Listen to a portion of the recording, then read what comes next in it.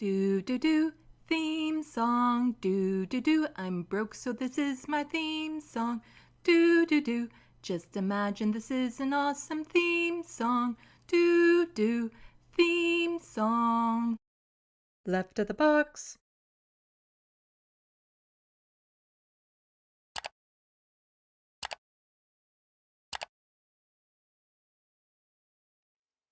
Hello, welcome to Left of the Box. Bonjour, bienvenue. I'm Sandy. It's been a week, huh?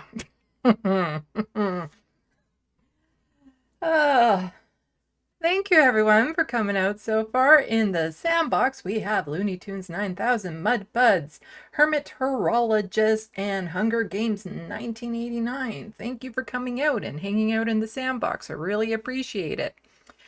Yeah, it's been a rough week for a lot of people for, reasons. I did a live stream Wednesday morning because, like many people, I was having trouble sleeping and processing the information the next morning. And I found that there aren't very many of us leftists that are streaming that time of day, like morning-ish, mid-morning, well, morning in general. Because, we all like to sleep in because we're leftists, and that's what we do. And so I thought I'd just do an impromptu hop-on stream, and just provide a space for people so that they didn't feel so alone and could help start processing the results of the election and stuff. And from the looks of it, it did help a lot of people, at least a little bit. Like, nothing is going to help completely, but it's important for people right now to just know that they're not alone and that you are cared for. You're part of this community. There are people who care for you. And yeah, this is going to be a while, this isn't something that's going to go away anytime soon. It's going to be a topic of conversation, how to deal with this, how to move on, what's next, how to organize. All these questions will become very relevant. And a lot of people will be needing to turn to each other for support, which is why I recommend you hang out in the sandbox and actually say hi to people, because it helps you to connect to people, even at a very, bare minimum. Just having any sort of connection with people is good at this period in time. But I would also just like to apologize to everyone. I decided to actually hit the automate on the ad option. Least frequent option, but I still did that, so you're going to get ads throughout this. If it's bothersome, let me know, and I'll go back to my old routine of saying to YouTube, oh yeah, I'll totally manually add the ads, and then just don't. Because I despise ads. But it's not because I'm looking forward to the cash I'm going to get from it, because I don't get much money from YouTube at all. It's if I allow YouTube to automate the ads, chances are my videos will do better in the algorithms. Because YouTube wants to make money. So if I allow them to throw ads onto my live streams, then they're going to like me better. That's it. But if it is annoying to people, let me know, and I'll go back to the old way. It's just then I need commitment from everyone that you're going to, share the stream, like the stream, and do all that sort of stuff to promote it, because YouTube won't be too likely to actually help promote my content.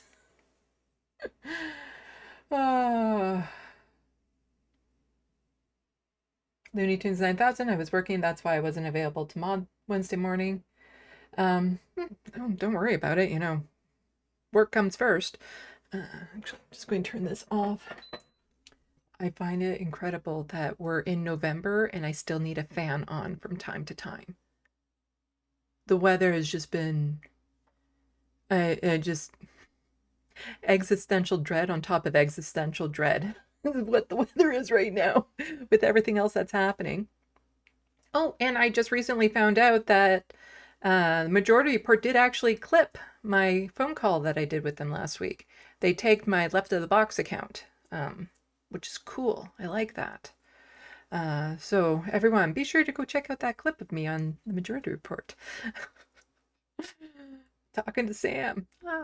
I still get so nervous calling in. I don't do well on phone calls with people I'm not familiar with. I need to see them to know how, like, I'm bad at guessing if people are getting my sarcasm and stuff in general, but it does help me a lot to at least visually see people when I'm talking to them if I don't know them well.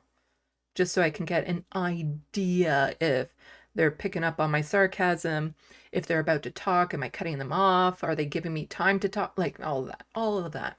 I do much better, at least on a video call, than over the phone. Anyway.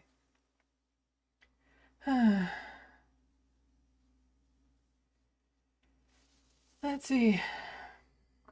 Hermeteorologist. I was still sleeping on Wednesday, LOL. Yeah, I would have liked to, but like I said, I woke up and just with a profound sadness with what's about to happen in the States, around the world, because, you know, it's not just the people in the States that are going to suffer because of this. It's people all around the world, including Canada. And I don't just feel profound sadness because it's probably going to affect me.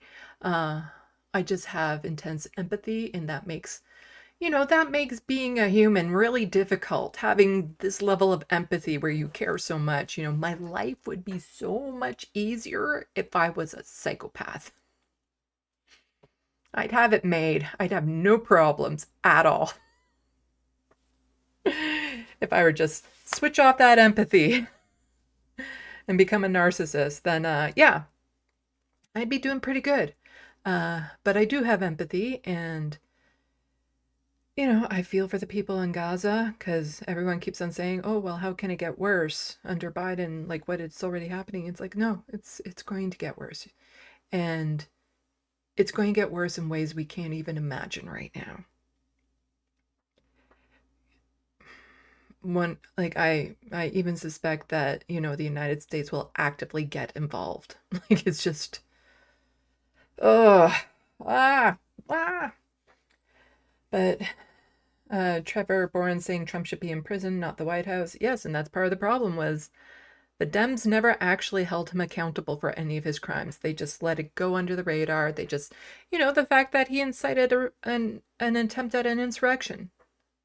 And they just, well, it didn't happen, so whatever. Like, this wasn't an election in the making. This was happening. This has been going on for decades to lead to here. And Trump just happens to be the right person at the right time to take hold of this momentum, of this movement that the right wing has been building up for decades. He was just the right person at the right time to come in and take hold of it and go with it. And, you know, so you can't just point at, you know, this past election, and you can deconstruct it all you want. Kamala should have done this. Biden should have done that. The Dems could have done this. All of that. It doesn't matter. Because this has been in the work for decades. It's not an overnight thing. And it's no matter what we do on the left to try to mitigate the damage that is about to happen, we can put all of our effort and heart into it. It's not going to change overnight. Like, this is part of the thing that can be very frustrating as an activist, is that you sacrifice, you strain, you have sleepless nights, you suffer from anxiety, you get targeted, you get attacked, all of this.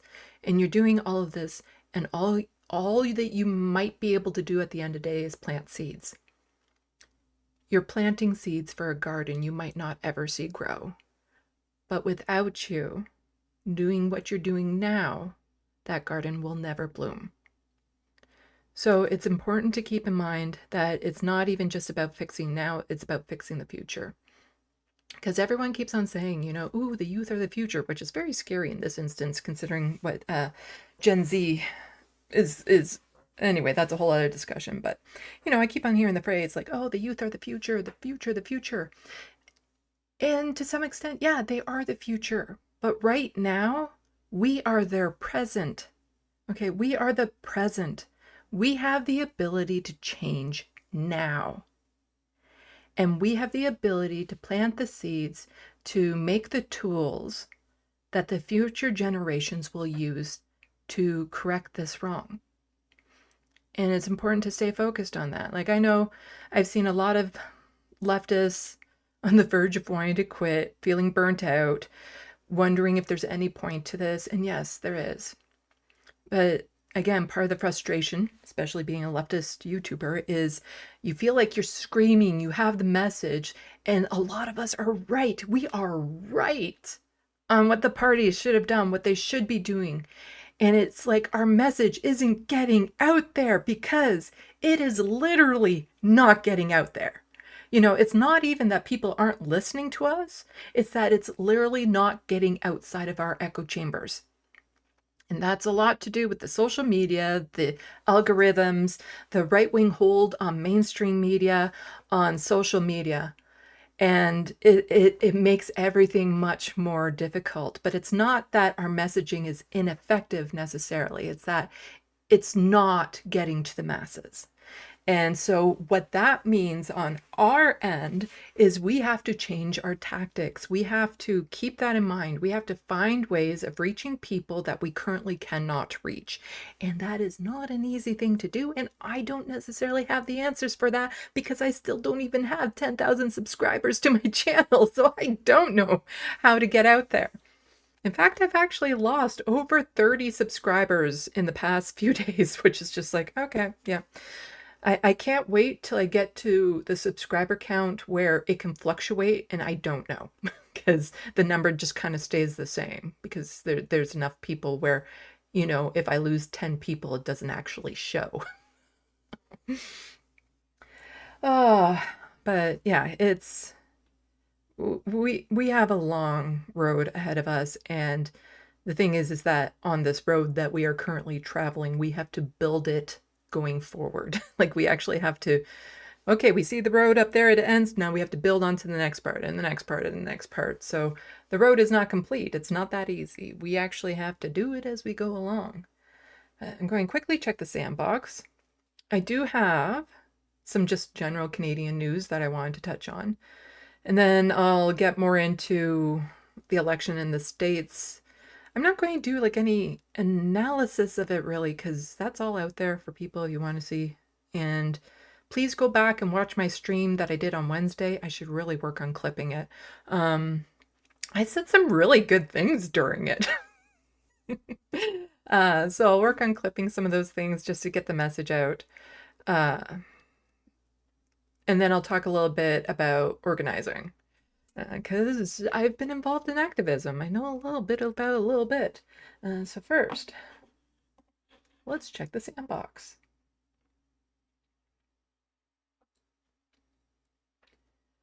Hello, Bad Lefty.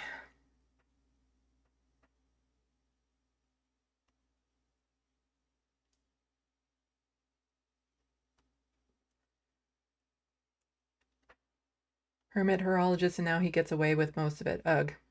Not only has he gotten away with it, he's been rewarded. Like, again, that's the state of the states, where you can have somebody who's been found guilty of sexual assault, who's gone out and blatantly said it, that there's many other people accusing him of it, that has ripped people off, has been actively racist towards groups, has not paid people, has abused people, like the litany and on and on and on, and he's never been held accountable for it.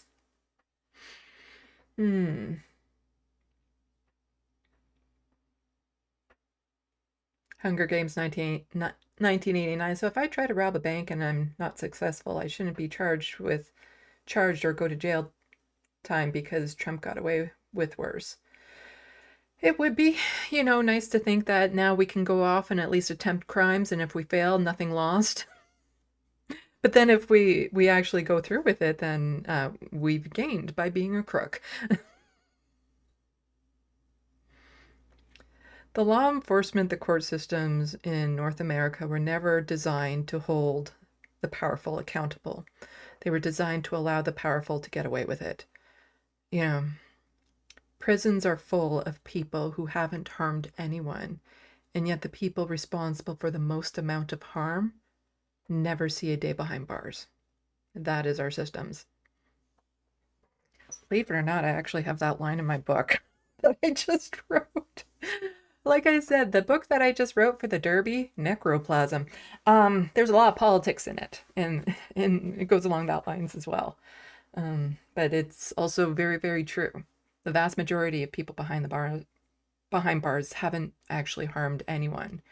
You know, some drug use, maybe some break and entering where it's nobody there, like they've damaged property, like all these things where they've never actually really harmed anyone, and yet the people responsible for, you know, the housing crisis, medications that end up killing, food that is spreading illness and stuff, anti-vax disinformation that costs the lives of hundreds of thousands. Like, those people are never held accountable because they're the powerful, and the systems were designed to support the powerful.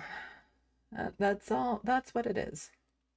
John Martinez, I worry about my friends who are LGBTQIA and undocumented. It is what it is. Just support who you can. Yeah, it's... I'm going to use my crazy cat lady analogy right now. So it's important that we don't try to take too much on, that we don't become a crazy cat lady. And what I mean by that is, I get that we want to help everyone right now and do all this stuff. And so it's like, I see all these poor kitties and I want to help all these poor kitties. So I start bringing them my home. And there's so many kitties. And now I have like 50 kitties running around my home. But I can't devote the attention to any one of those cats that actually needs that attention. You know, maybe there's a special needs cat and all that sort of stuff. And so while I may have just gotten them off the streets, I'm not improving the quality of their lives. They're not going to be any better off, really. You know, I'm just maybe supplying them with a meal from time to time, but they're not getting the attention that they actually need to heal and improve. Whereas if you just say to yourself, okay, instead of the 50 cats, here are 3, and these 3 have conditions or needs that I'm capable of handling. So I'm going to take these 3 cats and devote all of my resources to them. And then those 3 cats, their lives are exponentially better, and they heal, and they're all good. And so if you have to look at it like that. You can't help all of your neighbors right now as much as you might want to. And I get that. But look around and find the people, individuals. I can help that person with this issue. I can help that other person with this issue. I can give this person this information. And you really have to focus on it. Otherwise, you get so thinly spread out that as much as you want to be making a difference and helping, you're not. Whereas you have the ability to actually make a huge impact on a couple people's lives. And then those people will then be well enough off to make a huge impact on another couple people's lives and another couple people's lives, and on and on and on. So it grows that way. Again, it's not fast. None of this is going to be fast. You know, no matter how much activism we do, nothing is going to happen overnight. And it is frustrating. And we're going to see people we care about get hurt. And it's going to be demoralizing. But it's important to just keep going. Because, like I said, we need to plant those seeds at a bare minimum. We need to get that in the ground so that future generations have a garden that they can walk in. Oh.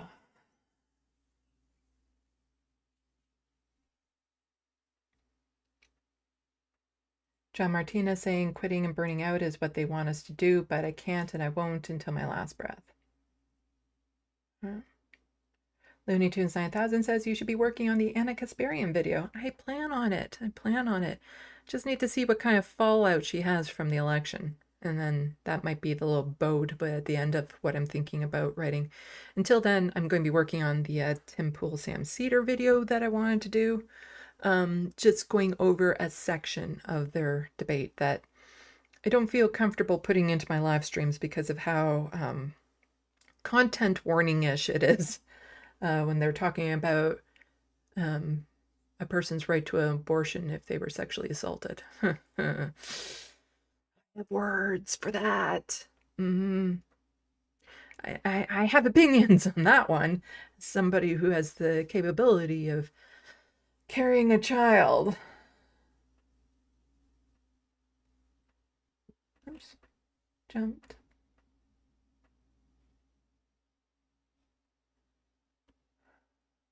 John Martinez, the Dems lost because they supported the genocide, in my opinion. Maybe, like that. They lost for a whole litany of reasons. And it's the same, I talk about this in my live stream that I did on Wednesday. There was no one issue, there was a whole bunch of issues that just kind of compounded. And so even if they had spoken out against the genocide, there's still a good chance they wouldn't have won. But there is still a good chance that if they had, then maybe there's just so many things that it could have been this, it could have been this. Like Emma is talking about the sexism and racism. Absolutely, it could have been that. It absolutely could have just been the no speaking out against the genocide. It could have been any one of these things, but in the end, it was none of them because there was just too many. And take one out of the equation, maybe not. But I think in this instance, a lot would have had to been taken out of that equation in order for Kamala to actually win.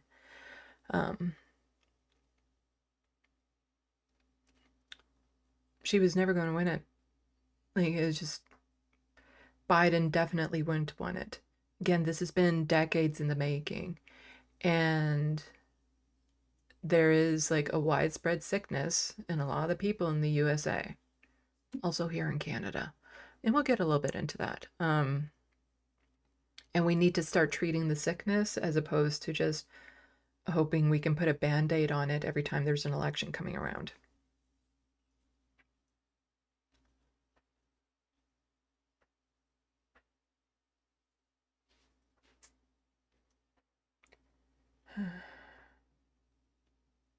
Let's see. Good for Gabby. I am a crazy cat lady with one cat.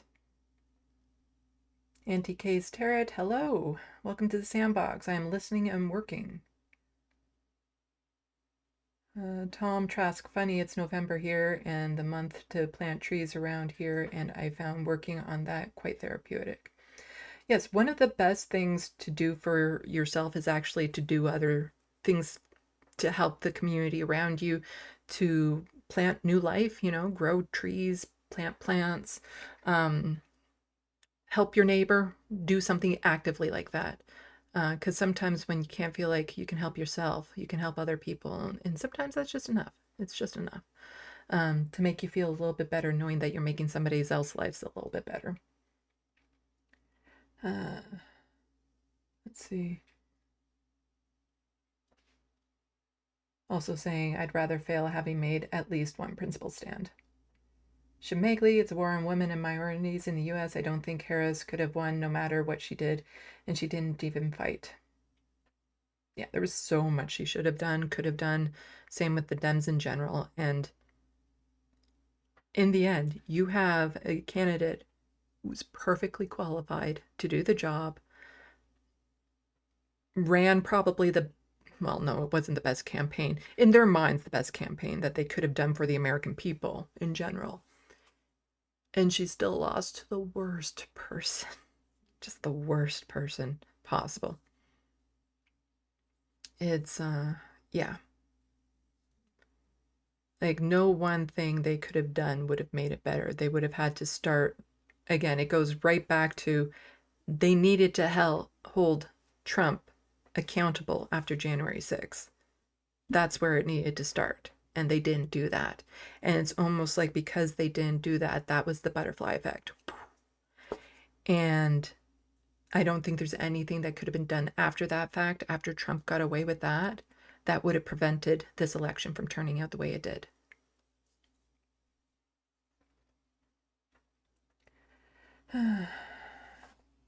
see.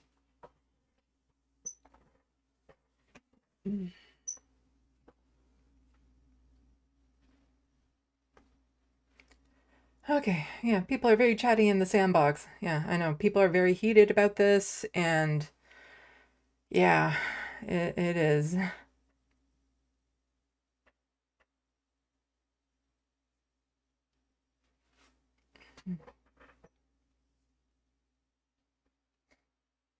Bobby, I have 2 cats. I'm a cat man with no kids. I still have a voice. I voted for Harris. I have 3 cats. I'm a crazy cat envy, I guess. I used to be almost a crazy, as I would say, I wasn't a crazy cat person. I was a slightly insane cat person. I used to have a lot of cats. And I ran into that problem where I couldn't really be there for them the way I needed to because there were simply too many. And that's why I'm now maintaining that number at 2. Like, yes, I have 3 right now, but that's because Frodo is 17. I'm not planning on replacing him when he passes away type thing. Okay, so why don't we get into a little bit of Canadian news, and a little bit of a Canadian connection to Gaza news, and then we'll get into election-related news, like federal stuff here in Canada. Because I still have a lot to go over, and I've already been yapping for like a half hour. I just get so distracted by the sandbox.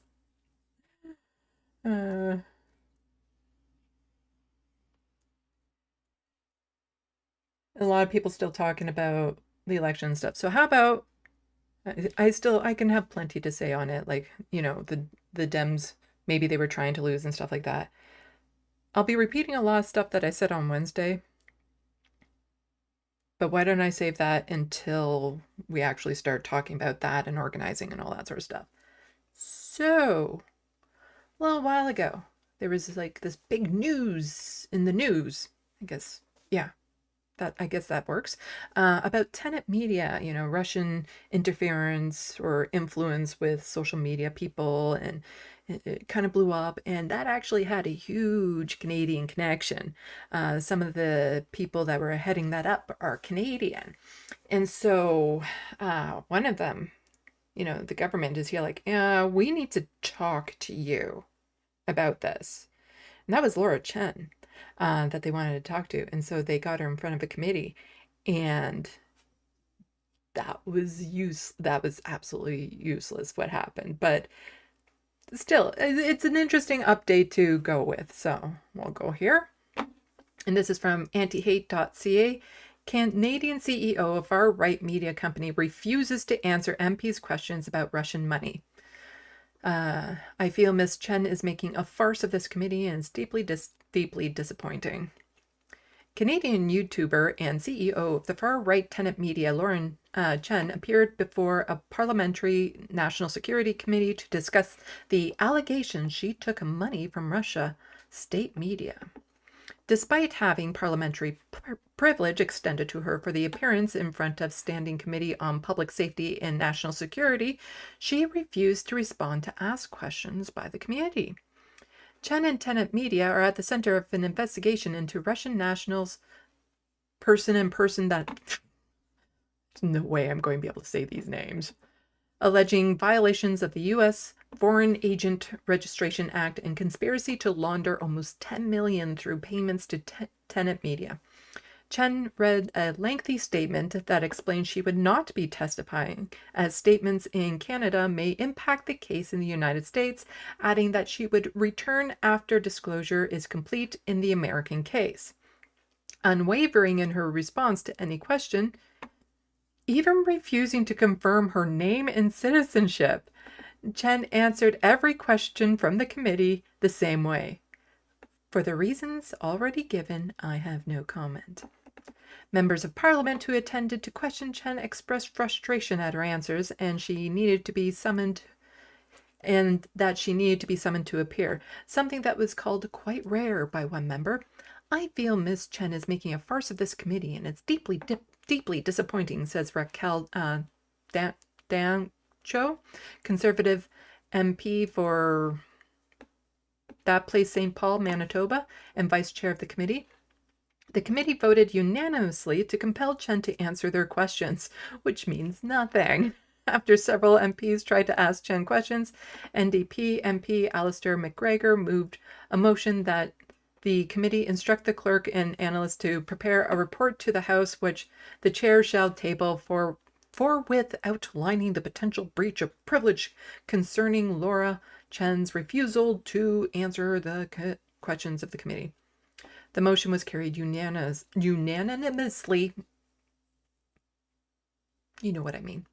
It was also noted that there was a motion to compel Leon Donovan, Chen's husband, and Tenet Media president Lauren Southern, a Canadian content creator with long-standing connection to far-right organizations, needed to appear before the committee before November 29th.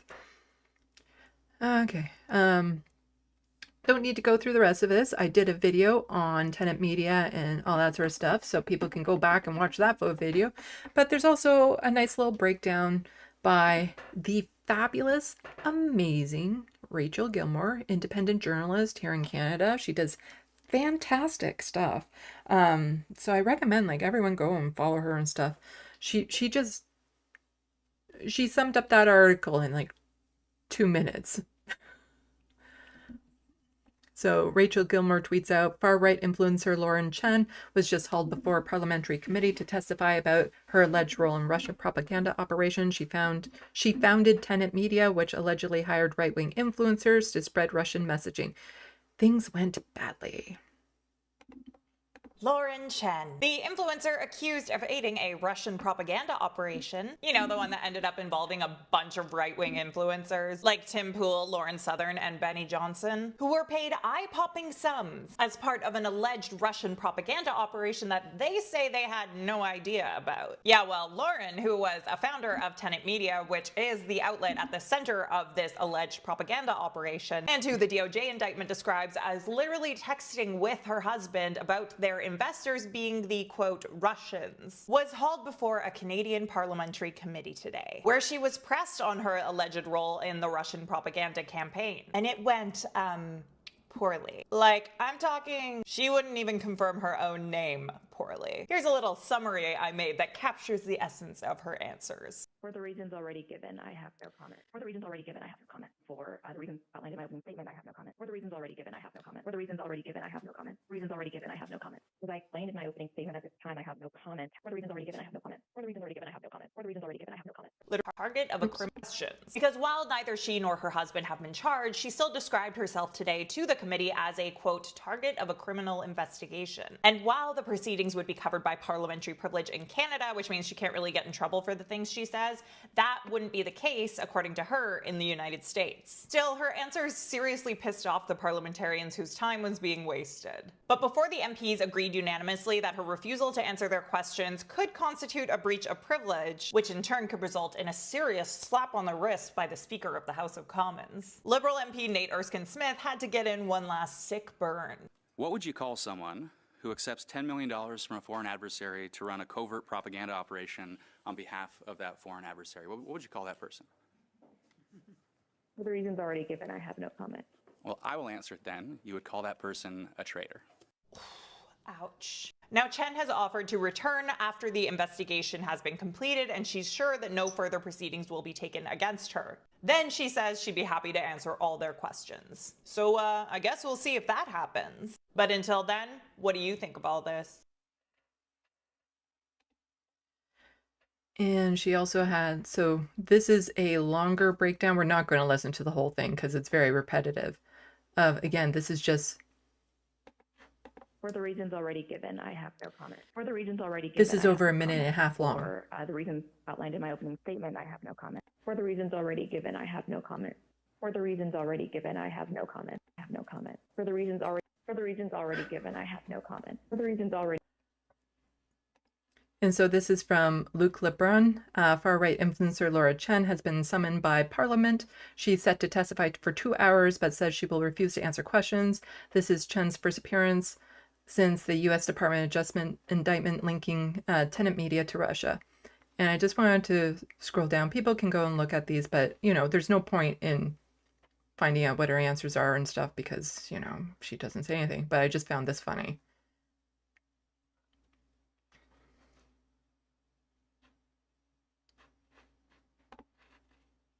So a translator is speaking for this woman here because she's speaking French. But let me start with a straightforward question. Can you confirm that your name is indeed Ms. Lauren Chen, please? Or Laura Chen? Which is it, please?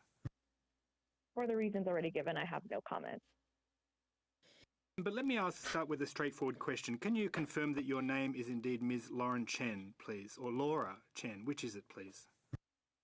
For the reasons already given, I have no comment. I cannot confirm my name. So it will be interesting to see how this plays out.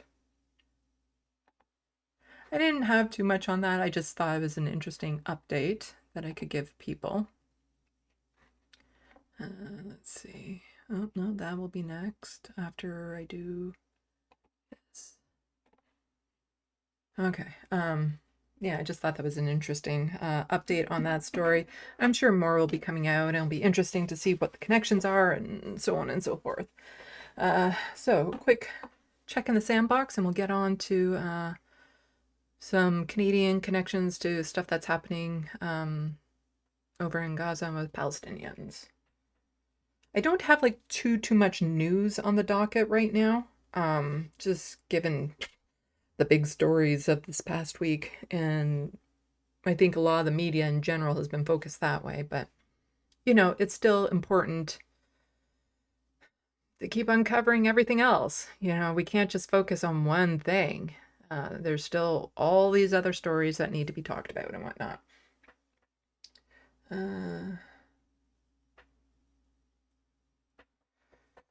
Tamur from the 5, to call it a farce is putting it mildly. Yes. And welcome to the sandbox.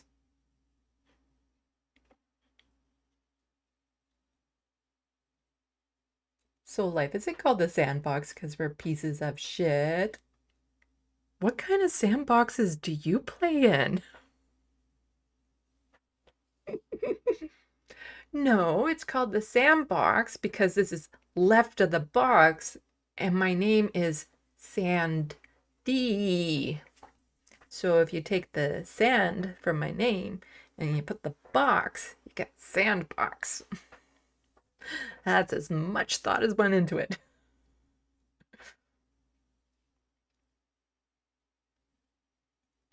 Shemagli, Democratic leadership is stuck thinking, oh, well, get him next election, unless Democrats wake up and they are never getting back to the White House and Congress is already useless and probably gone red. Yeah, we'll talk more about it when we get to, again, just stuff to do with the federal government, patterns here in Canada and stuff. Let's see.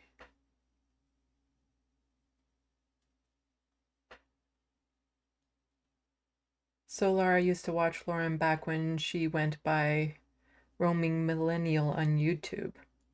You know, maybe she's not going to confirm her name as Lauren Chen because maybe it's not.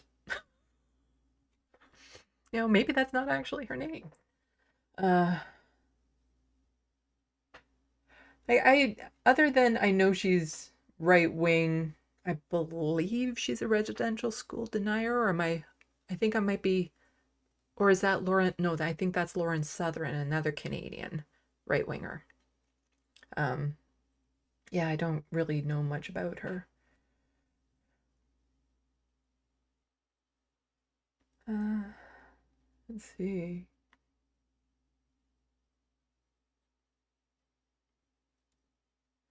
More from the 5. If you hear the same thing over and over again, you commit it to memory, so best not listen to a whole minute of, for the reason already given, I have no comment, or we will stop saying it.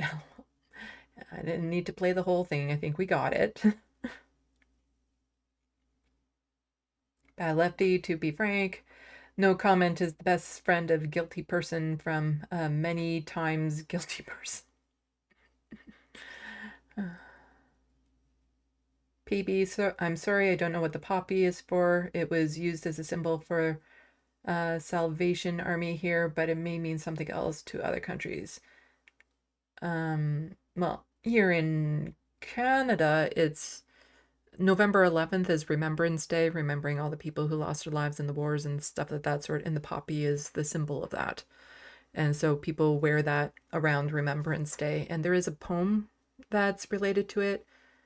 I can't remember if the guy who wrote it was Canadian or British, but they wrote a poem about poppies in the field and stuff like that when he was away at war. And that's why it kind of became the symbol of that. So you'll see a lot of politicians clipping it on their shirt and things of that sort. And there's a lot of emphasis put on it. And yeah, it's all symbolic. And meanwhile, they do nothing to improve the lives of veterans or, maybe not having wars in the first place that create more veterans. Let's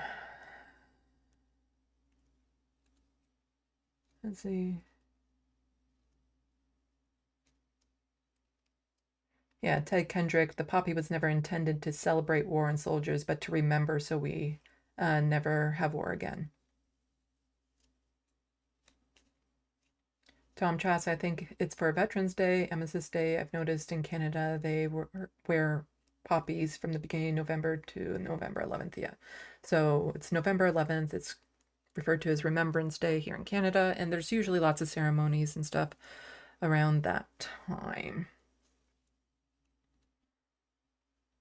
Bad Lefty from the Fields of Psalm 1916. Yeah. So that is what that is about. Unfortunately, government officials don't respect the people who are veterans, and it shouldn't be a political thing. It is, but it is, the whole wars overseas and things of that sort, and Canadian interference and Canadian imperialism, and yeah, it's its own mess. Some people join the army for different reasons. A lot really think that they're doing it to defend their country at the time, only to realize that maybe that's not so much the case, and they're left broken mentally and physically afterwards. Yeah. But it is very common to see poppies this time of year, although I've noticed, I'd say in the past 10 years, becoming less common for people to be wearing poppies around Remembrance Day, because I think the politics of what the military is for and whatnot is starting to filter through more.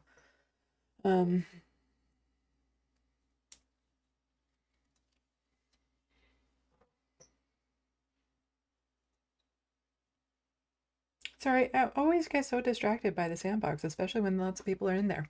Why don't we actually start talking about some of these overseas connections that Canada has? So here we have the Legal Center for Palestine breaking. We're taking the Canadian government to court over Gaza. Yesterday, we filed a lawsuit accusing Canada of violating Genocide Convention and our plaintiffs' charter's rights. Learn more and donate here. So there's a couple of speeches. We're not going to listen to the whole speeches, just the first couple minutes of each for this announcement. And it's basically people who live here who have family in Gaza and stuff who have been harmed in the genocide that's happening there, in Canada's lack of action to actually follow through with the Genocide Convention. And so they're being taken to court. This is from Noor Duggan. 7 lawyers from across Canada filed a historic lawsuit against Canada's federal government. The case announced today marks an important milestone, holding Canada accountable for failing to take responsible measures to prevent Israel's genocide campaign against Palestinian people. Canada refuses to uphold the rule of law where Israel's armed forces are concerned. So this is over 8 minutes long. We're just going to listen to the first couple minutes. The case announced today marks an important milestone in holding Canada accountable for failing to take reasonable measures to prevent Israel's genocidal campaign against the Palestinian people. Canada refuses to uphold the rule of law where Israel's armed forces are concerned. This refusal to act, in combination with Canada's bolstering of Israel's military capabilities, has had devastating consequences for Palestinian Canadians, including our clients. These consequences have engaged two of the most important legal instruments, the Convention on the Prevention and Punishment of the Crime of Genocide and the Canadian Charter of Rights and Freedoms. Our claim alleges that Canada, by failing to fulfill its legal duty to take all reasonable measures to prevent the crime of genocide against the Palestinian people in Gaza, did causally contribute to violations of our clients' rights under the Charter. I'll first share some background information on our clients. I'll then explain the importance of the Genocide Convention. I'm sorry about the audio, but I have it maxed out on here and I have it maxed out in my OBS. I'm not entirely sure why it's so quiet, and I don't have those little features that I've seen other YouTubers have where they can just increase the volume of the tab. If you know how to do that, let me know. And the Charter, and then address the nexus between the two in this case. Our client, Hani al-Baghdadi, is a Canadian citizen and Palestinian Canadian born in Gaza. He escaped Gaza as a teenager in 1967 during the Israeli Army's raids. He later moved to Canada in 1989, residing here with his wife and children. On September 20th, 2023, Hani returned to Gaza for the first time. When Israel began bombing Gaza in early October 2023, Hani and his relatives fled from neighborhood to neighborhood, evading the attacks. They endured harrowing conditions and scarce resources. Despite multiple evacuation attempts coordinated through Global Affairs, Hani repeatedly faced setbacks and danger. After a near-fatal bombing injured him on November 6, he finally crossed into Egypt. Tragically, while in Cairo, he learned that several family members, including his niece and her young children, were killed in airstrikes. Hani later sought to bring surviving relatives to Canada under a special refugee program, but found himself ineligible due to his financial situation as a pensioner. And here's more from that press conference from Dimitri Lascaris. Today in Ottawa, we announced the filing of a lawsuit against the government of Canada for violating its duty to prevent genocide. So our clients, two Palestinian Canadians whose families in Gaza have been devastated by Israel's genocide rampage, allege that Canada has violated their constitutional rights.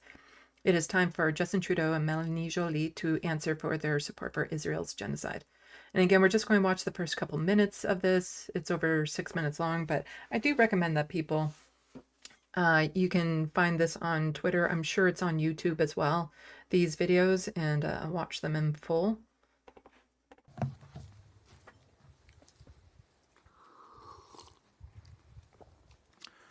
Good morning. My name is Dimitri Lascaris. I'm one of 7 lawyers in the Coalition for Canadian Accountability in Gaza. We represent 2 Palestinian Canadians, Hani al-Batnigi and Tamer Jarada. Mr. Batnigi is here to my right today. On March 13th, 2024, our clients, who have lost dozens of family members to Israel's attacks on Gaza, announced their intention to pursue claims against Canada's government. Since then, the Canadian government has done nothing to address their pleas. Yesterday, we filed a civil claim on their behalf, seeking declarations from the Ontario Superior Court of Justice that Canada has failed to fulfill its duty to take all reasonable measures within its power to prevent genocide, and has violated the charter rights of our clients. For more than 1 year, the world has watched in horror as Israel has perpetrated a genocide in Gaza. Israeli munitions have burned Palestinian refugees alive. Israeli snipers have shot Palestinian children in the head while they were playing in or near their homes. Doctors have been forced to perform amputations on Palestinian children without anesthetic. Palestinian children have been crushed and trapped in collapsed buildings, targeted by Israel's Western-supplied bombs. Sometimes no one was able to come to their rescue before they died an agonizing and lonely death. The official death toll for Palestinian children in Gaza now exceeds 16,000. The true number is certainly far higher. The number of Palestinian children who have been disabled, wounded, traumatized, or orphaned is far higher still. For more than 1 year, Israel has pursued a deliberate policy of depriving Palestinian children of food and water. Doctors in Gaza have revealed to the world images of emaciated babies on the verge of death. The casualty figures I've cited thus far do not come close to telling the full story. In July of this year, the prestigious medical journal The Lancet issued a report in which it estimated the true death toll in Gaza. As The Lancet explained, armed conflicts have indirect health implications beyond the direct harm from violence. Even if the conflict ends immediately, there will continue to be many indirect deaths in coming months and years. In recent conflicts, such indirect deaths range from 3 to 15 times the number of direct deaths. The Lancet applied a conservative estimate of 4 indirect deaths per 1 direct death to the 37,396 official deaths reported at that time, and thereby opined that 186,000 deaths could very well be attributable to Israel's war on Gaza. Just horrific and so shameful that this country is not using the power it has to do anything about this, to try to stop it, to do an arms embargo. Instead, Justin Trudeau constantly saying Israel has a right to defend itself. The Liberal Party is just full of Zionists, and we'll touch a little bit more on that in just a moment. But it's good that, this is happening in just a small attempt to hold the government accountable for what it's doing. It's not enough. Like, they're doing what they can do, but this government is not doing anything it should be doing, what it can be doing to stop what's happening over there. And they just, put their head in the sand. And we'll be going over some more about that in just a moment. I just want to say a quick hi in the sandbox to a bunch of people. Saw somebody in here that I don't think I've seen before. El Shara Silverheart, welcome to the sandbox. Saw this was live, so joined. Well, welcome to the sandbox. And forgive me if I spelt your name wrong. Glitcha Masta, audio super low, and I have you turned up. Yep, I know, I'm sorry about that. I need to it's probably a plugin I need for my browser where I can actually then per tab audio crank it up. Shemagli, sue Canada. Yeah, instead blame Canada, you should sue Canada. Hermeteorologist, Lance uses a browser extension called Volume Master. Thank you, I will look into Volume Master.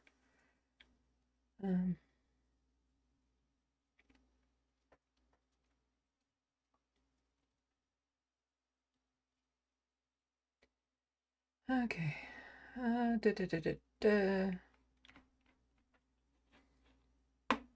Hello, Midi Doctors.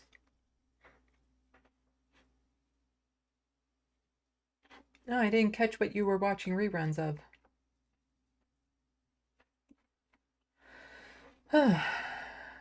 Okay, so a little bit more.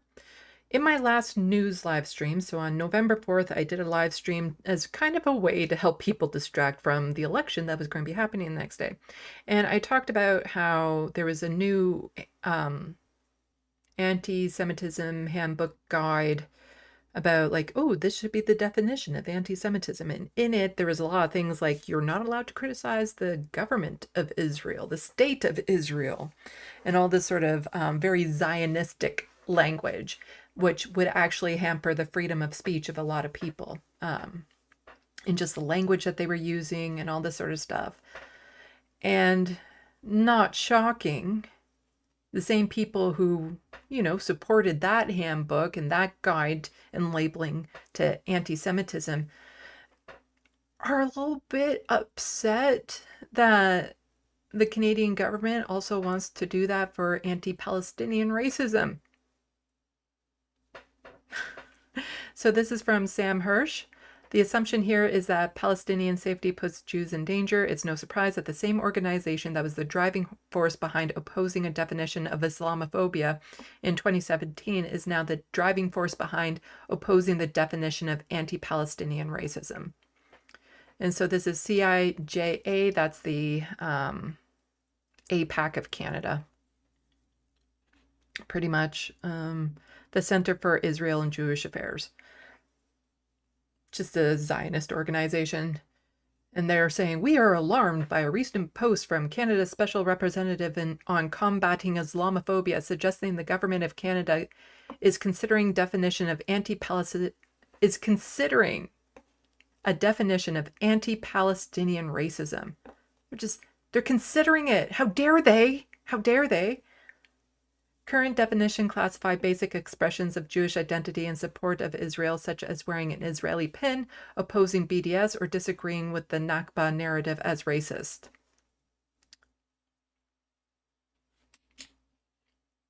That's,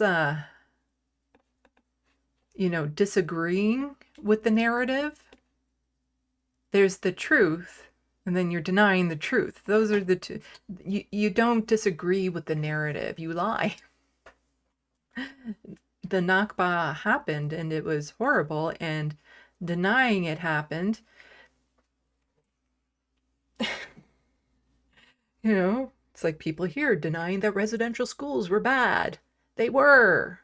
And there's actually people trying to make it so that denying residential schools falls under hate language laws here in Canada.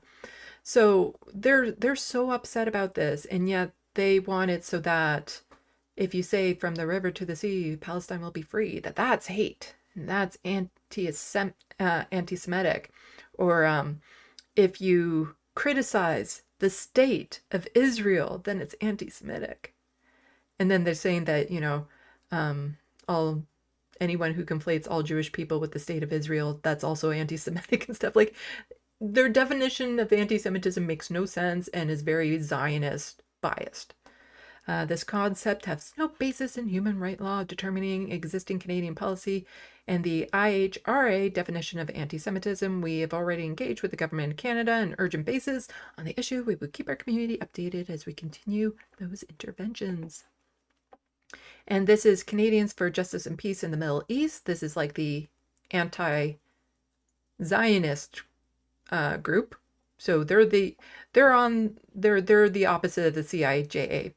Pro-Israel lobby group CIJA is lobbying Canada to reject the concept of anti-Palestinian racism itself. You might remember that in 2017, they also campaigned against Parliament recognizing the concept of Islamophobia. That's who they are. And yeah, they're very active. They've now written to Justin Trudeau about rejecting this. I'm actually wondering if I could just pull up that handbook again.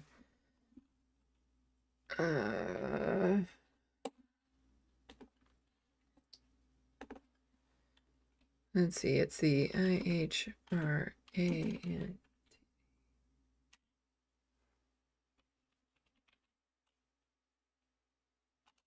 is this it?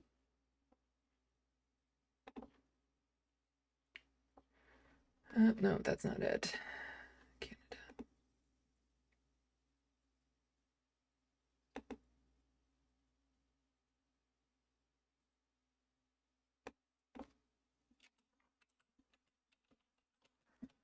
I was trying to remember to have this ready, but I completely forgot. Is this it? This looks like it might be it.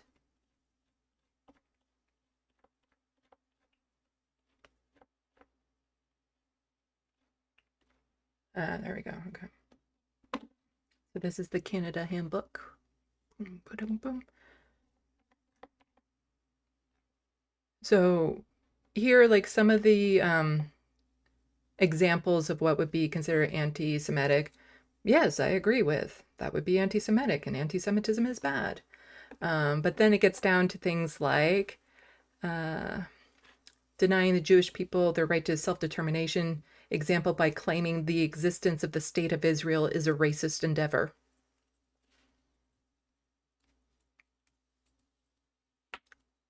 Calling it what it is.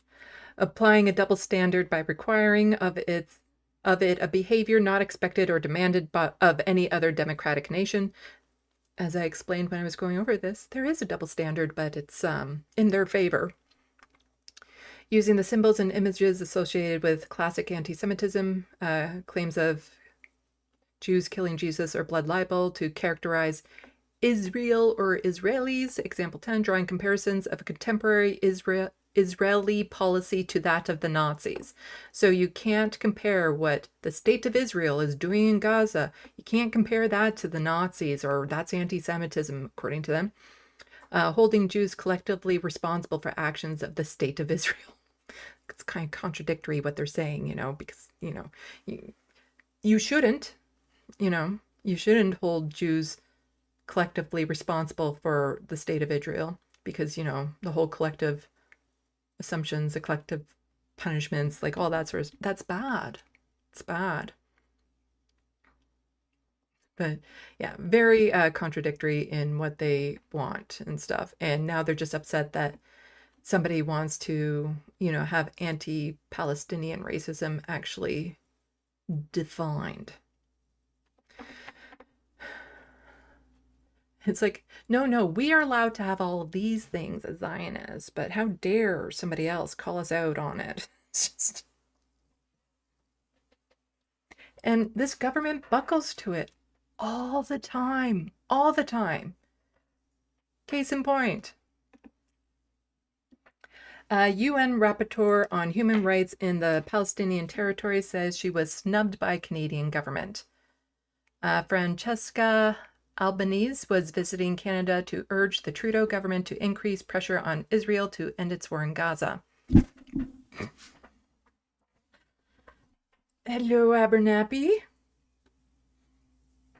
Yeah, say hi to people. If you're going to jump on my lap, they need to see your face. There we go. So cute. So cute. So, a United Nations rapporteur visiting Canada to urge the Trudeau government to increase pressure on Israel to end its war in Gaza said she was snubbed by Prime Minister's office and Foreign Affairs Minister Melanie Joly. Francesca Albanese, the UN Special Rapporteur on the occupied Palestinian territories, told the Star in Ottawa on Tuesday that an invitation to meet with officials at Global Affairs Canada was abruptly withdrawn a week before she arrived to Ottawa, while a scheduled appearance before the House of Commons Foreign Affairs Committee, which is currently conducting an independent study on the fastest way for Canada to recognize a Palestinian state, was also cancelled. She described herself as having been snubbed by the Canadian government. It is not lost on me that despite the urgency of the current moment, with a few important exceptions, the political leadership in this country chose either not to meet me or withdraw invitations to meet me, the human rights lawyer told reporters during a news conference. What are they fearing? Joly did not reply when asked in person by the Star about Albanese's comments. Tuesday, Global Affairs Canada and the Prime Minister's office did not respond to requests for comment. Clerk for the Foreign Affairs Committee and its members agreed to this, and so on and so forth. So, going to get a little bit more into this. There's some video. And so here's just like, wow, Melanie Joly from Capita Algu. I'm so bad with names. Cancel meetings with Francesca, yet our government finds time to hear from the like of Elon Levy, who was fired from his spokesperson position in Israel. History will remember Canada leaders and their support of the genocide Palestinians. Did I want to watch this one here, or is it here? So, it is no surprise why Canadian government officials didn't meet with UN Special Rapporteur Francesca. It's because the CIJA info told them not to. The incoherent and cowardness of this Canadian government during an ongoing genocide is really repulsive. I think this is the same clip as this. Maybe. So first, we're just going to hear from some people saying she shouldn't talk. Well, from some person saying she shouldn't talk and why. And then we're going to get into this person who, where has she been all of my life? She is so fucking amazing. We'll get into it in just a moment. Some of the clips of her speaking. Two, we call on the Canadian government not to meet with her when she's in Canada.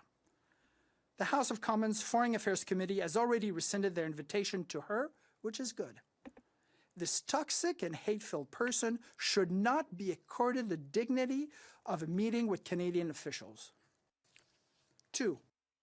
So basically, the Canadian government will cater to Zionists all the freaking time and allow Zionists to speak in committee and stuff like that. But here we have somebody who's very well spoken, who's speaking to the plight of Palestinians and what's happening in Gaza. And suddenly, she's a hateful, bigoted person that shouldn't be allowed to speak to anyone.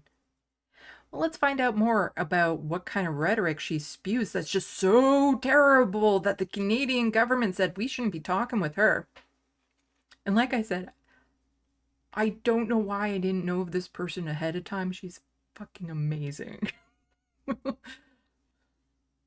Meet with her, did she say no? En tant que visiteur étranger. With few exceptions, political leadership in Canada has either chosen not to meet with you or withdrawn invitations to you. Can you name names of government officials like Foreign Minister Melanie Joly, for example? Did you try to reach out to meet with her? Did she say no? Can you just be more specific about that? Yeah, I was supposed to have a meeting with the full committee and with the minister, and it's not going to take place. And what I think is that it's happening because of the pressure from pro-Israel lobby groups who are very vocal, very virulent, very aggressive. What are they fearing? What are they fearing? I'm telling you the truth. I'm just speaking facts and international law.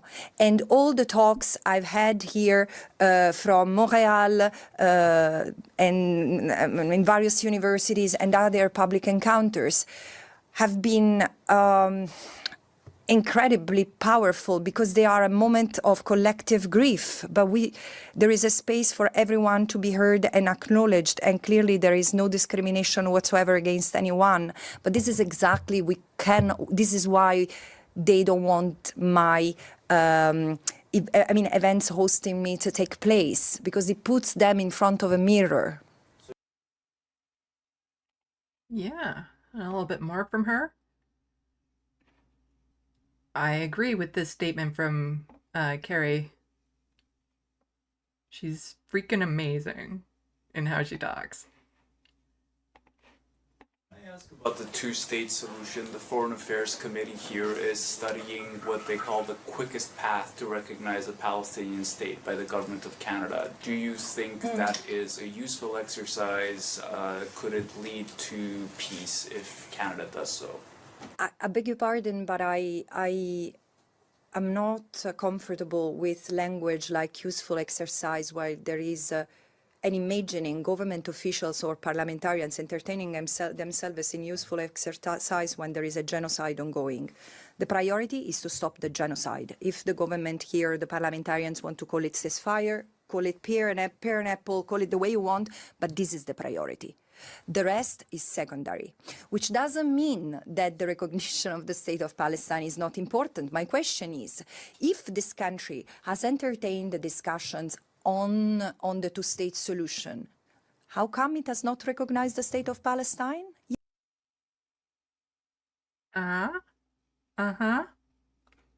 Yet? What is to be debated?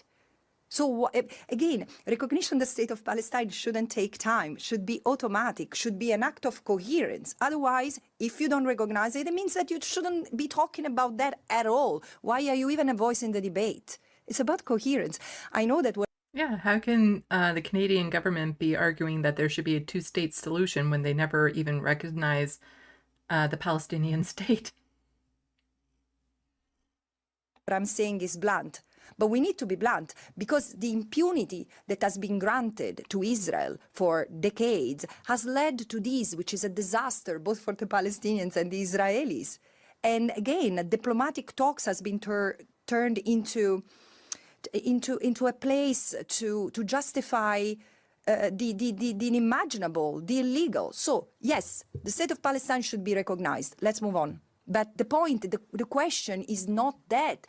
The question is self-determination. Even if you recognize the state of Palestine and it's merely a perfunctory act, what do you do to realize the right of self-determination of the Palestinians? Is Canada spending any of its political capital to make sure that the genocide ends as soon as possible, the ceasefire? whatever. But then there is already a deadline set for the end of the occupation. The ICJ has passed an advisory opinion which declares the occupation unlawful and to be dismantled unconditionally and totally as rapidly as possible. And that as rapid as possible has been defined by the General Assembly.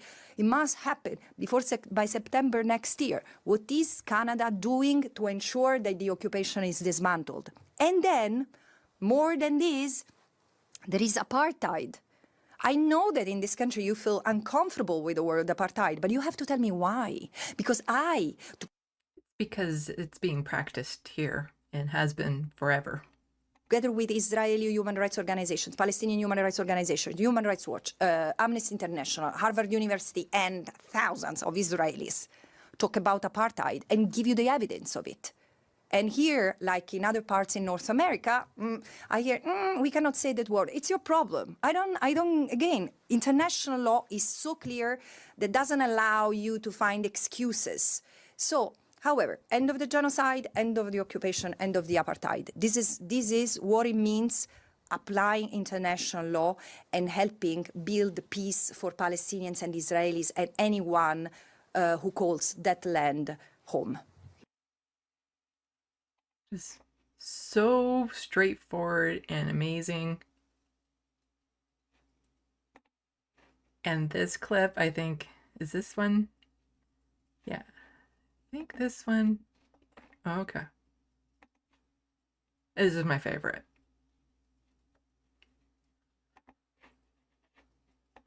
Do you believe that Israel has a right to exist? Israel does exist. Israel is a recognized member of the United Nations.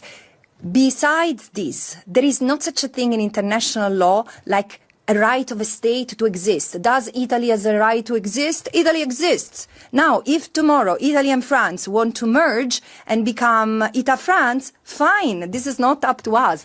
What is enshrined in international law is the right of a people to exist. So the state is there, the state of Israel is there, is protected as a member of the United Nations. Does this justify the erasure of another people? Hell no. Not 75 years ago, not 57 years ago, surely not today. Where is the protection of the Palestinian people from erasure, from annexation, from illegal occupation and apartheid? This is what we need to discuss. I love that. At the end, that is just perfect. Oh.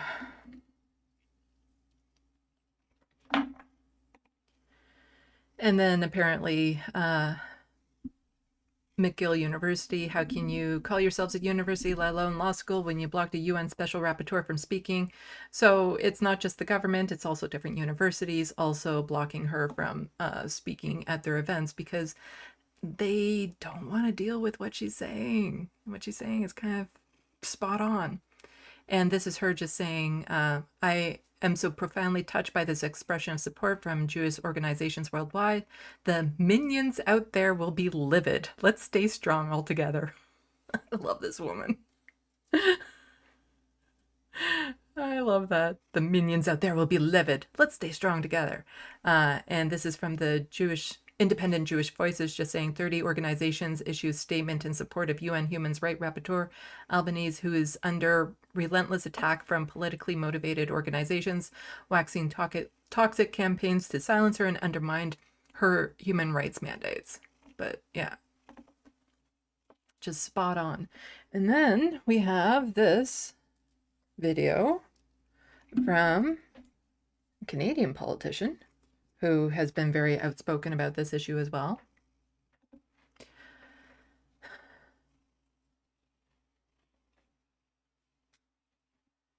Is this the clip that I thought it was? Let's see. Yeah, from Nikki Ashton. So get to know your MPs. She's an NDP MP, and just talking about where's Canada to defend the UN and stand up to Israel's far-right government waging genocide. So the thing is that here in Canada, we do have some politicians speaking out against the genocide. Generally speaking, they're NDP federal. NDP on provincial level, it's not the same party. Today I rise in support of the work of the Ooh, United wow, I'm Nations. sorry, but that is terribly quiet. So you're going to have to crank the volume for this, folks, until I can figure out how to get that plug-in into my browser so that I can increase the volume. Canada helped build the UN. After the horrors of World War II, we were leaders in terms of peacekeeping, leaders in supporting peace and human rights through multilateralism. In recent months, we have seen an unprecedented attack on the UN by Israel's far-right government. They have killed UN workers in Gaza, pushed to defund and then ban UNRWA, bombed 70% of UNRWA locations in Gaza, shot at UN peacekeepers in Lebanon, banned the UN Secretary General, attacked the UN Special Rapporteur on Palestine. And where is Canada to defend the UN and stand up to Israel's far-right government waging genocide? Canada is part of the problem. We must never forget the lessons of history. Canada and Canadians can and must be a voice in support of the UN and multilateralism and take concrete action to stop genocide and stand up for peace now. Today I So rise. that is from Nikki Ashton, somebody who's been very outspoken about this issue. Oh, let's go back to the main shot. I have a cat, and he was trying to eat the cord while I was watching that, because Abernathy is a bit of a brat that way. So cute. But you guys can't see him because I don't have the camera pointed to my lap. For reasons. It's not that type of live stream. Oh, come on. People want to see you. You're so cute.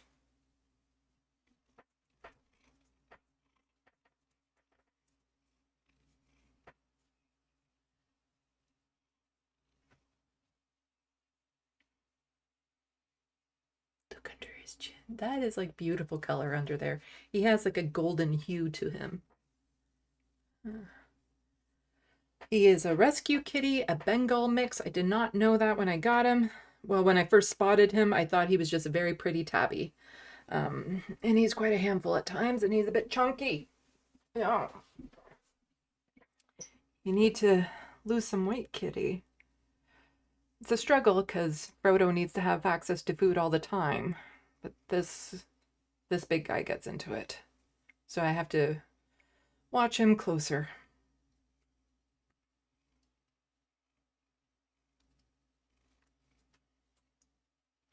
Okay, come on. You're heavy at my lap. Go on. Ugh. Okay. So, let's go to the sandbox, shall we?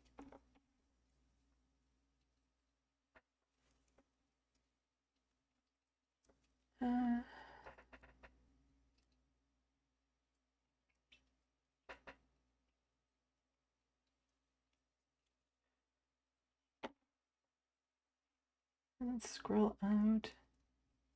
Scroll up, I mean, not scroll out.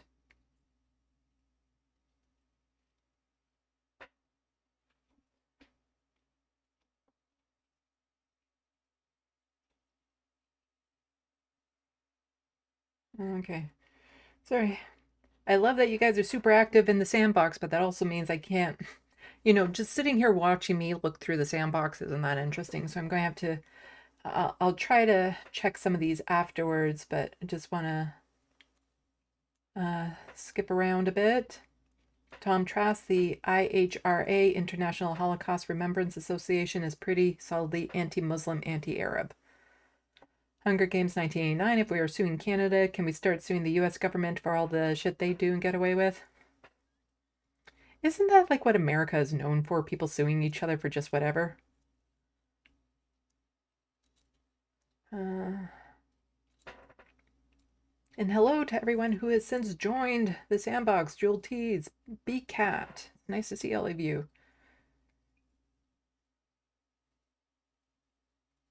Let's see, Grand Theft Autobot is also in the sandbox. MIDI Doctor says Ireland has declared it a genocide.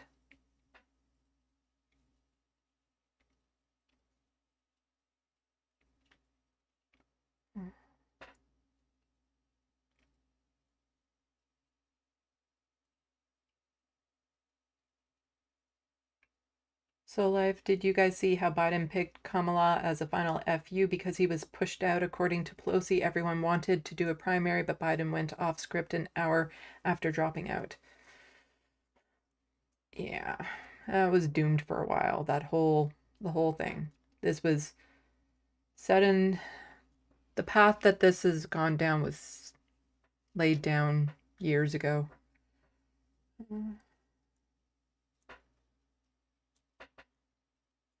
Looney Tunes 9000 says Letterhack will be on tonight at Jules T. It's a hangout call-in show. Well, hopefully I'll be done by then. It's still, I'm getting used to the daylight savings thing because it's still feeling like it's a lot later than it is. And it's weird how it's only been changed an hour back, but it still feels like, to me, it feels like it's after 8. So it feels like it's even later than what it would have been had it not been for the time change. If that makes any sense. Let's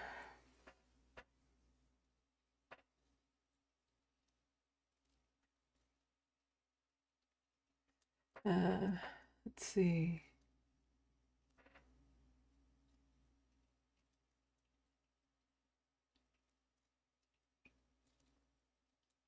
Oh, I jumped.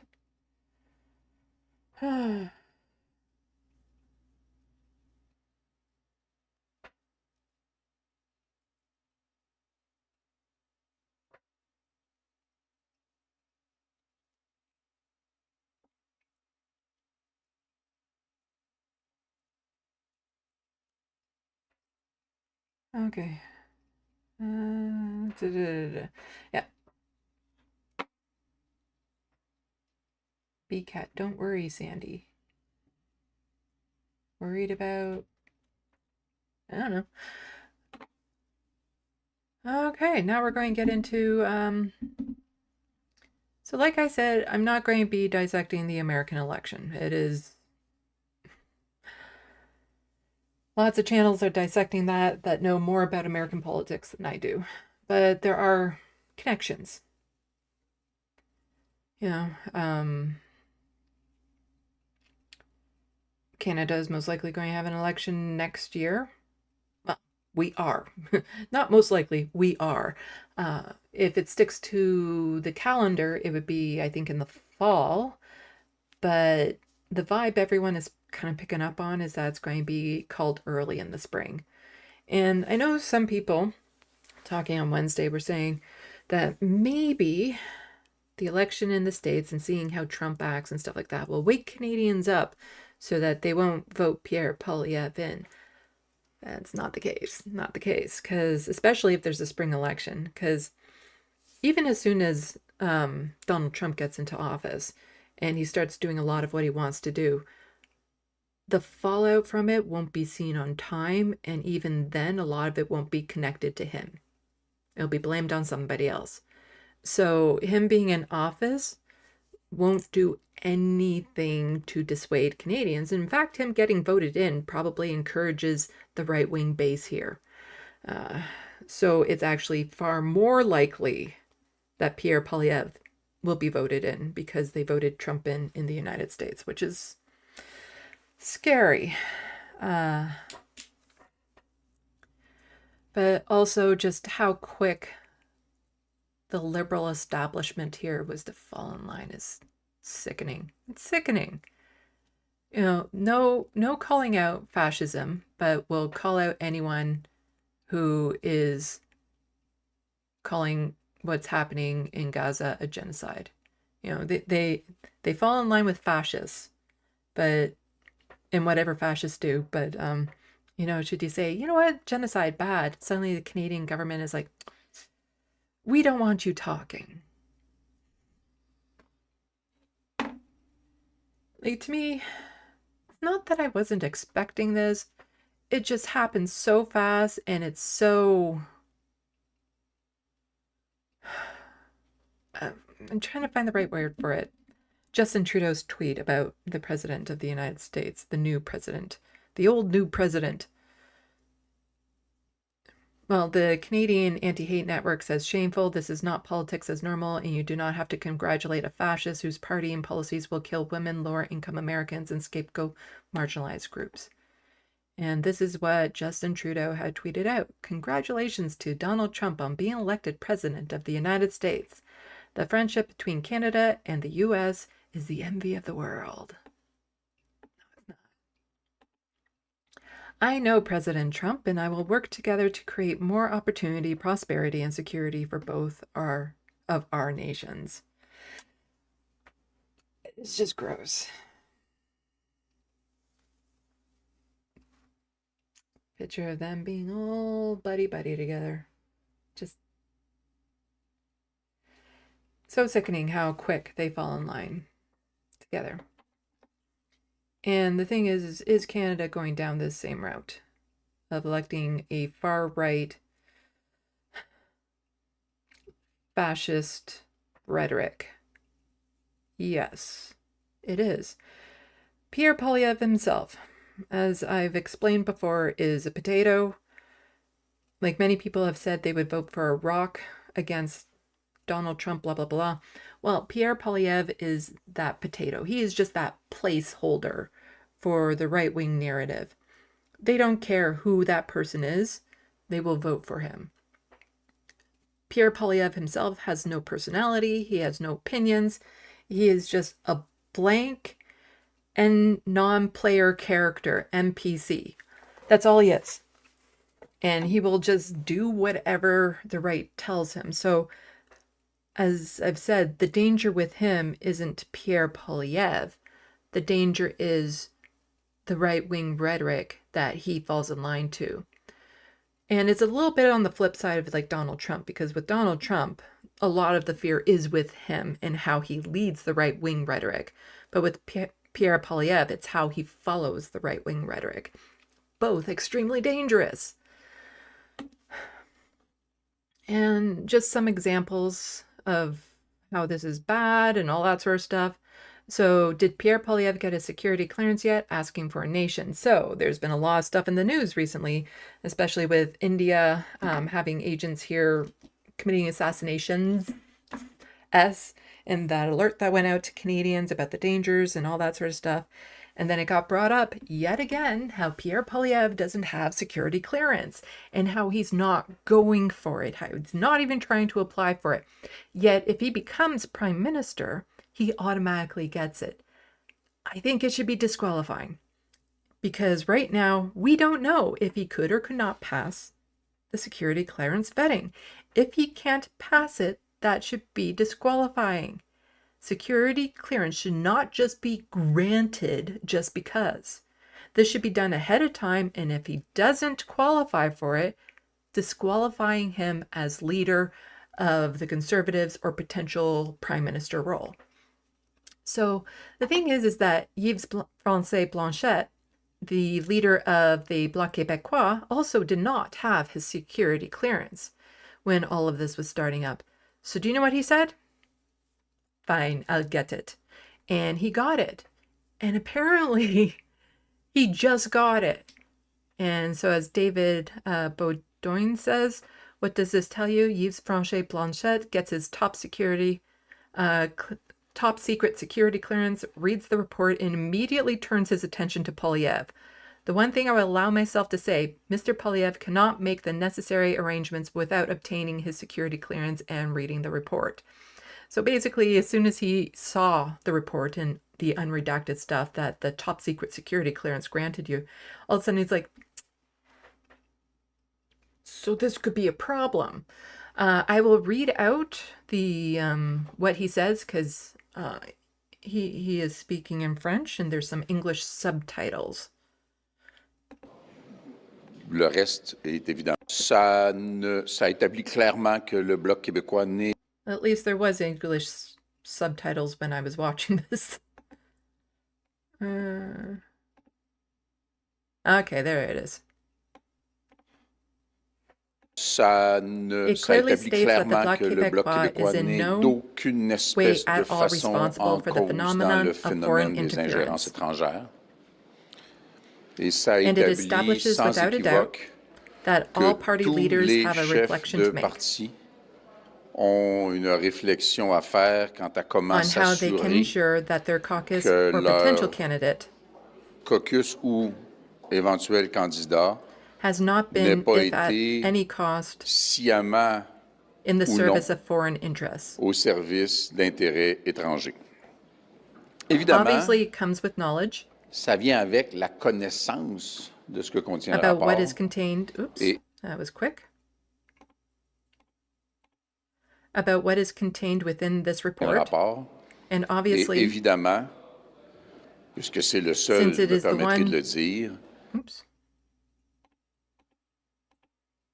Since it is the only one, I will allow myself to say, Mr. Polyev Monsieur cannot Poilievre take ne peut pas prendre les necessary dispositions measures without nécessaires having sans obtained avoir his obtenu son security accréditation accreditation. de sécurité pour Prior reconnaissance knowledge du of this rapport. report. Le reste The rest est évidemment are obviously a set of un information that ensemble remains d'informations qui classified resteront classifiées and which et qui ne doivent pas and which must not be made être public. rendues publiques. Je suis Sorry for désolé de ne being pas no être plus longer distrayant. distracting. Yeah. So he's showing some concern there about the conservative caucus, potential people who are being influenced within. Because as Justin was saying when this report first came out, he wasn't directly saying that Pierre got into power because of interference, and he was trying to word it pretty and stuff by basically saying, you know, you should get the clearance so you at least know if any of your members are being targeted, because who knows, maybe they're being falsely targeted and you would want to back them up and stuff. Pierre's refusal to get the clearance, again, should be disqualifying because there's clearly issues within the Conservative Party when it comes to foreign interference, and Pierre is just shoving his head in the sand because he doesn't want to hear it so that he can keep up with his own narrative, tell his lies, because as like the party leader of the Green Party, Elizabeth May, said, she hasn't been muzzled. She's still been able to speak quite freely about a lot of things. So Pierre's excuse that it would muzzle him is wrong, and it would force him to tell the truth, which is something Pierre doesn't like to do much. It is just, again, this is where we start running into problems, is when we don't hold these people accountable to begin with. Nobody should be getting prime minister of this country without getting security clearance. You let that slide, what else is going to be let slide? You know, Donald Trump should have been held accountable for January 6th. He wasn't. It got let slide. You know, people just let it slide and let it slide and let it slide. And all these things that Pierre is doing, his lying, his refusal to get the clearance, all of this is just, they're just letting it slide. And what does that lead to? Though it's always people on the left or the center who get punished quite severely for doing half of what they do. And the thing is that right-wing rhetoric that's been driving everything down in the States, it's up here too. Now, some people say it's American-style politics coming up to Canada. I've probably even said that on occasions too, as a descriptor, but the reality is it was already here. You know, that type of hatred, discrimination, it was already here. We're just starting to brand it, I guess, the same way as in the United States. We're starting to use the exact same language, the same catchphrases. And the States are picking up some of ours too, but the base for it, the hatred and all that sort of stuff, it was already here. And it's all in the Conservative Party, like across the country, the Conservative Party, you know, the Liberal Party to some extent. And it's just what these politicians will do will destroy the world. And so here is Danielle Smith, who just got there was a convention and the convention voted 91% to keep her leader of the Alberta Conservative Party, so she is still premier. Come next election, if they get in, she'll still be premier. And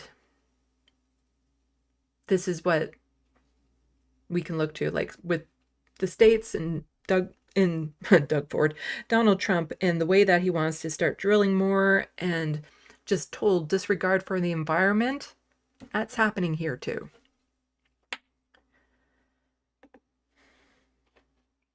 New pipelines, oil and gas facilities, petrogas facilities.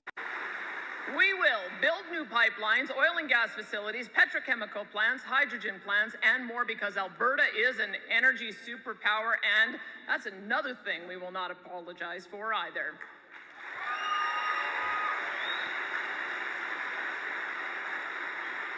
And let me be clear, we are not phasing out any of our oil and gas industry. In fact, we're going to unapologetically double our oil and gas production while...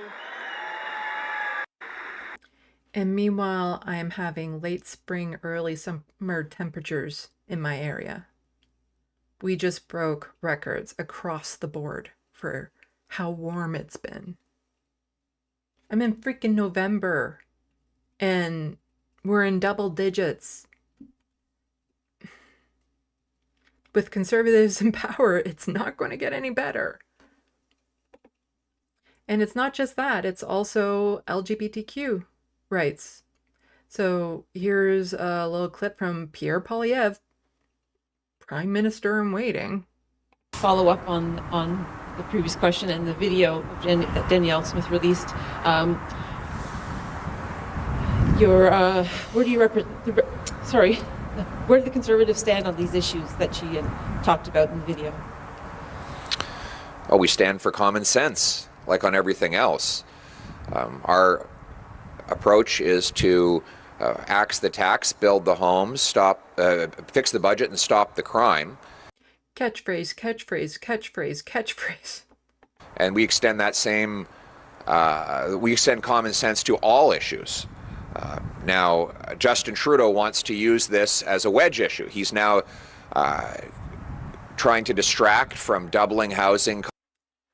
The Conservatives are making human rights a wedge issue because none of this should be an issue. And he's basically just saying that Danielle Smith's approach to trans individuals, trans children, queer folks, well, that's just common sense to strip away their rights, to make it impossible for them to access treatment.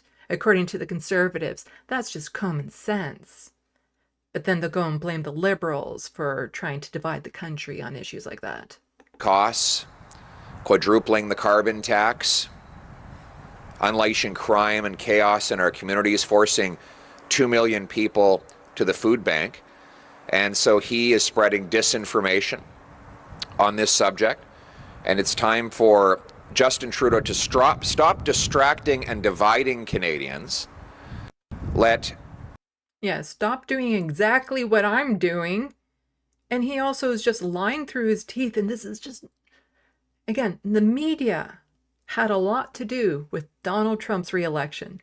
The media has a lot to do with, this rise of fascism and the right-wing influence, because they're not calling him out on his lies in this moment. So if you're a low information voter and you just happen to come across this press conference and you see him saying all this stuff, how are you to know he's lying? The low information voter will just look at him like he's a politician. He's saying, and oh yeah, sure, all politicians lie. But how do they know he's lying about this? They don't. And then they just hear some things that sound good to them and they move on, and they'll never hear the correction. They'll never hear how Pierre is lying to them. Parents raise kids and provinces run schools and hospitals. That's my common sense approach, and it's time to bring it home. Thank you. Bring it home. And here's a little bit more stark comparison. And this is from PEI Political Discussion. Liberal Party of Canada, America's far right, is bullying vulnerable kids to score political points. Pierre Poilievre is bringing their political here to Canada. Again, it was already here in Canada We're just starting to mimic the exact same language. But this hatred, this bigotry was already here. And in fact, we exported a fair bit of it down to the States. It's one of our biggest export is hatred. Does not have a right to impose his radical gender ideology on our kids. So that was super quiet. Again, sorry about that. But he says, Justin Trudeau does not have the right to impose his radical gender ideology onto our kids. Left-wing gender insanity being pushed on our children. Woke gender ideology imposed in their curriculums. Radical gender ideology. Religion of gender ideology. Proponents of radical gender ideology. Radical gender ideology. Radical gender ideology. Trudeau does not have a right to impose his radical gender ideology on our kids.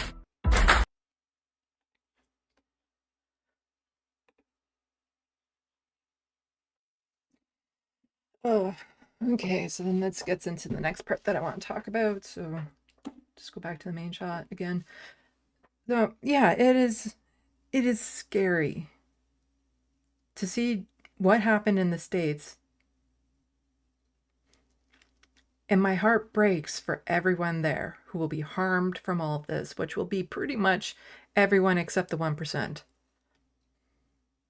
But I'm also sitting here in dread, watching it about to come this way, knowing this election in Canada is about to happen, and Pierre's most likely, unless there's drastic change, Pierre's going to be voted in as Prime Minister of this country, and they're going to have a majority and do whatever the hell they want. And it is terrifying because people in Canada have their head in the sand and they think that can't happen here. It can. And to some extent it has. A lot of this stuff has already happened. The rights have been taken away from trans children in a lot of schools across this country. What's happening with the encampments across this country, where they're now just saying, we'll just start rounding people up and forcing them into treatment. It's happening here already. Justin Trudeau loves to go up on stage and says, they will always protect a person's right to choose. And it is just words on a paper. It's not in practice. New Brunswick doesn't have any clinics you can go to for an abortion because they were so severely defunded by conservative governments. The Conservatives find workarounds, but the population of Canada, just hear Justin Trudeau says, no, we'll protect it. Without realizing, no, he's not. The Liberal Party is not protecting our rights. And a lot of people don't know how bad it's gotten until it's something they need and they realize it's no longer there. And I get there is a lot of anger right now because, again, the Liberal Party does exactly what the American Democrats were doing, where it's like, the economy is great, we're doing so great in the world, and on and on and on. That's not the material reality for the vast majority of people. When they say the economy is doing good, they're talking about like the top 10%. It is smoking for them. They're doing fine. They're making lots of money. The economy is great for them. But for everyone else, even though, employment, like lack of job employment or something is down or whatever, never talk about the type of jobs that people get and how little they pay and how it doesn't come nearly close to matching the cost of rent. Rent has skyrocketed. Owning a house is out of the reach of anyone who doesn't already have one. Grocery prices are skyrocketing. Like, all these things just keep on happening. And then here we have a government just telling us how good we have it here, how great it is, without acknowledging the pain, the struggles that everyone is going through. And yeah, you get mad at them for that. Why wouldn't you? Because you're being gaslit. And the thing is we know we're being gaslit, and it's frustrating because we just want them to tell the goddamn truth. But the truth is the Liberals won't fight back. They'd rather let this country slide into fascism than to do anything that's more socialism. because they won't be affected. Their lives won't be on the line. They're part of that 1%. If they're in government, they're part of that 1%. They'll be just fine.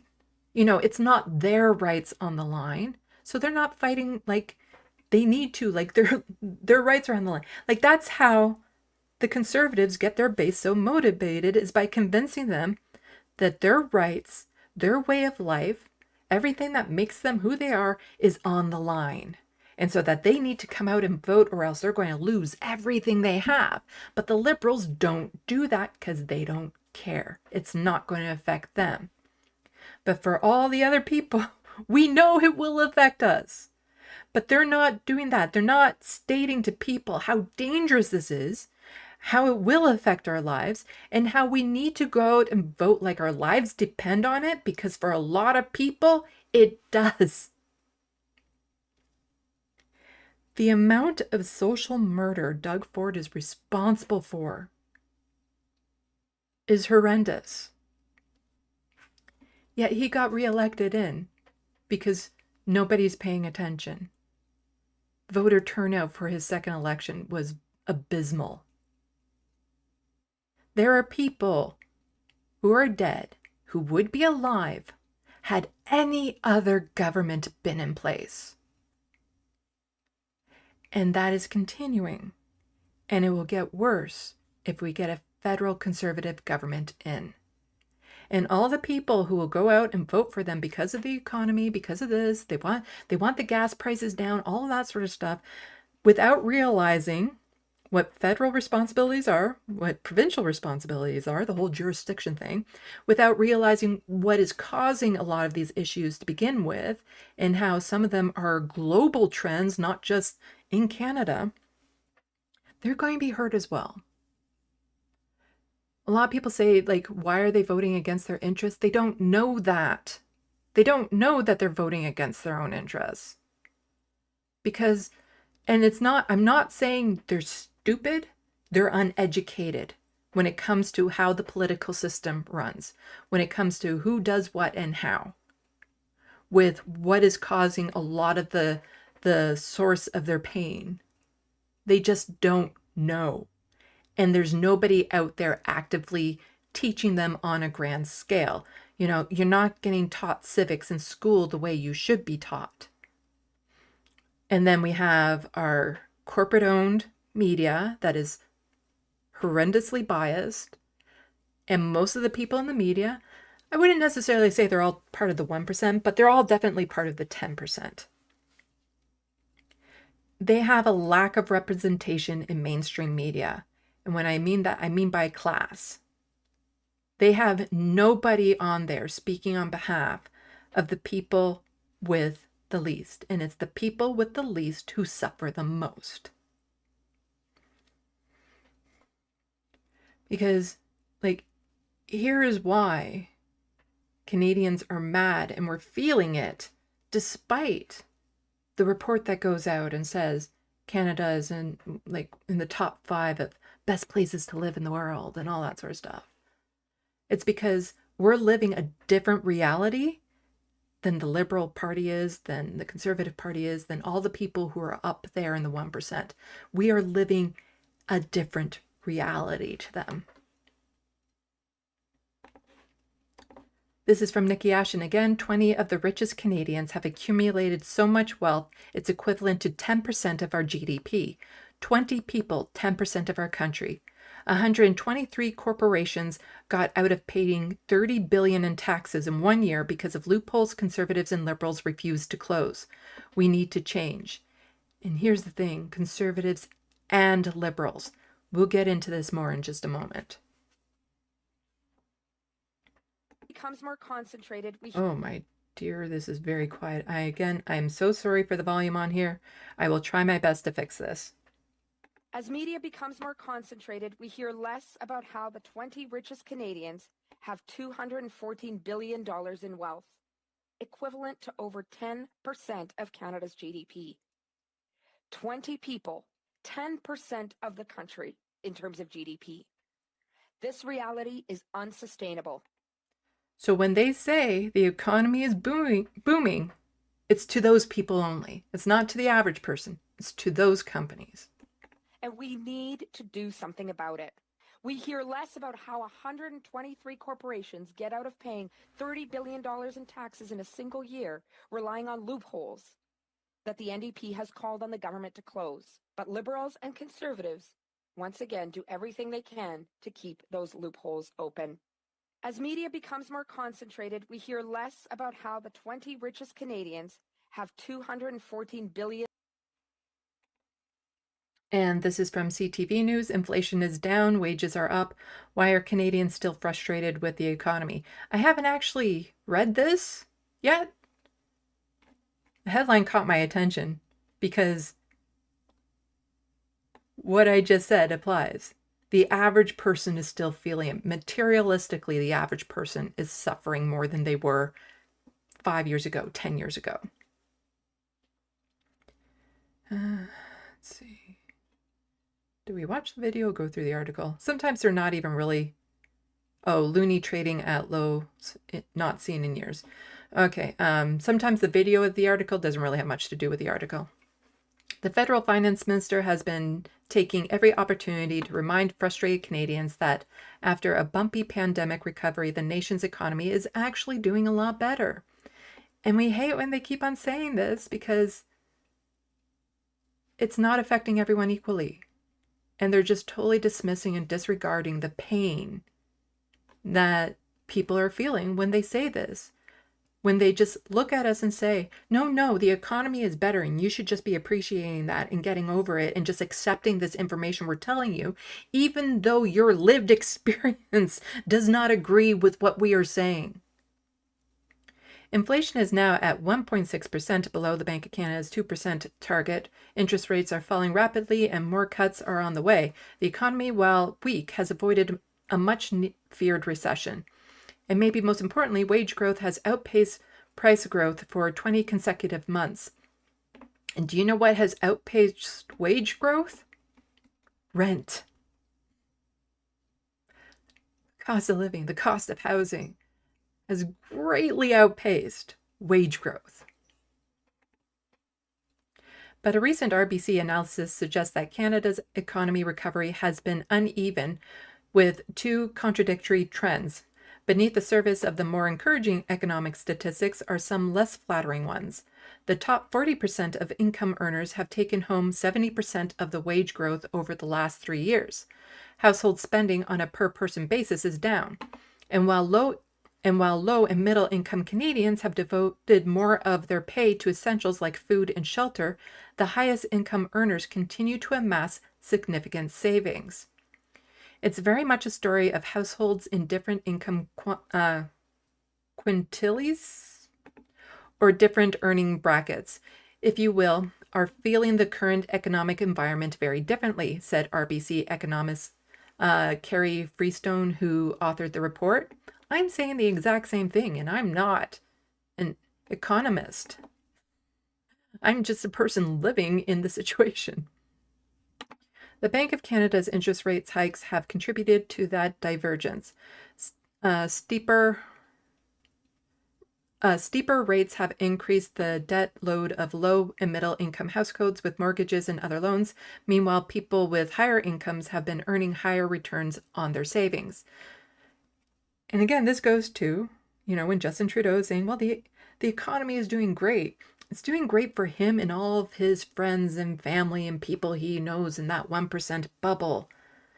And they never step outside that bubble to actually go talk to the average person and find out what's really going on. They're so much in their own echo chamber that they can't put themselves in they can't conceive of what the average Canadian is going through. They just think things are hunky-dory and that we're just whining because, maybe we can't get that extra Starbucks the way that we want or something.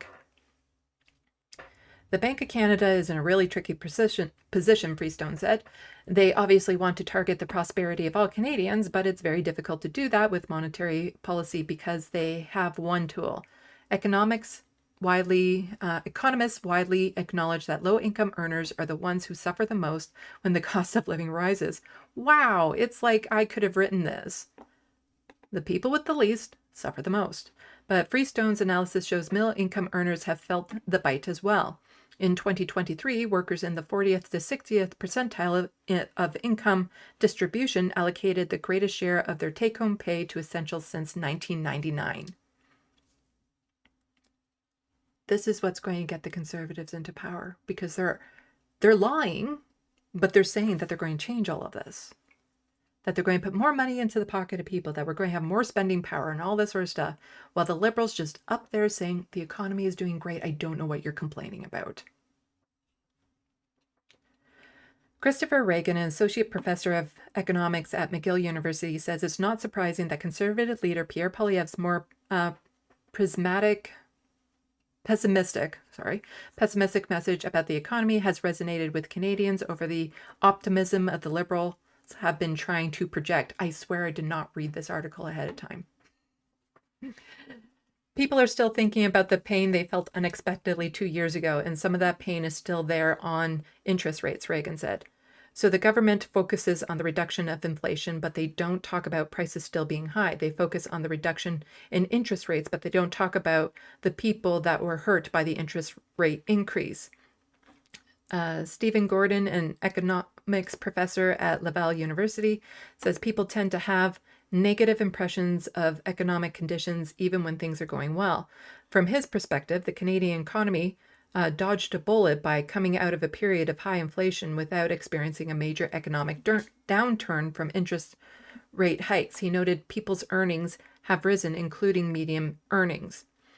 I don't see any reason to panic, he said, adding the problems like lagging productivity and economic inequality have always been challenges in Canada. I've talked about it in some of my other live streams, but you see the gap between those with and those without has been drastically increasing. So this is the type of attitude that just drives us people. This is the type of attitude that just drives us crazy. When it's like, I don't see why you guys are worried about it. So what if you're like half a paycheck away from going unhoused? Why are you panicking? Yeah, you need this medication that isn't covering and you can't afford it. I don't get it. Why are you panicking? What do you mean it costs your family $300 per grocery trip? Why are you panicking? The economy is doing well. I don't get it. Why are you panicking? It's always been, there's always been some inequality in the system. So I don't get why you're upset about it now. It's kind of hard to put things in perspective. Sometimes it's hard to persuade people, this is as good as it gets. There really never was a golden age. Well, that I can agree with, but this is as good as it gets. That's the condescending tone that pisses people off. Finance Minister Chrystia Freeland began holding weekly news conferences last fall, highlighting the government's economic agenda in response to widespread concerns about affordability. The Liberals are hoping that as the economic picture brightens, Canadians will be more receptive to the economic message. In recent months, Freeland has used the news conferences to emphasize good economic news. Again, you guys, you shouldn't be worried. Things are good. Things are good. What's that? You can't afford diapers? But things are good. Get it. Oh, I'm sorry. What's that? Your car insurance has also gone up? No, things are good. Don't worry about it. The average grocery trip for me as a single person is $100 when I live on a shoestring budget and I don't buy much in the way of luxuries. Oh, that's good. We're doing good in this country. So what? So what? We know we're being gaslit by these politicians. The Bank of Canada was first central bank in the G7 to cut interest rates for the first time. The first one, okay. I emphasize this because it's really important. Relief for Canadians and Canadian businesses. It means more money for your household, more money in your pocket. More money goes to landlords. More money goes to corporations. But so far, Canadians don't seem to feel any better about the state of the country and the federal government, says David Coletto, the CEO of Abacus Data. On questions about food and fuel prices or housing and rental prices, there doesn't appear yet to be any shift in those perceptions, he said. The Liberals have also had no success in closing the double-digit lead the Conservatives had built in public opinion polls, despite bringing forward a spring budget heavily focused on housing. Coletto said there's a small chance that the improving economic conditions could help the Liberals, but he said the government faces significant hurdles given the Prime Minister's abysmal popularity numbers. Time is running out, obviously, Coletto said.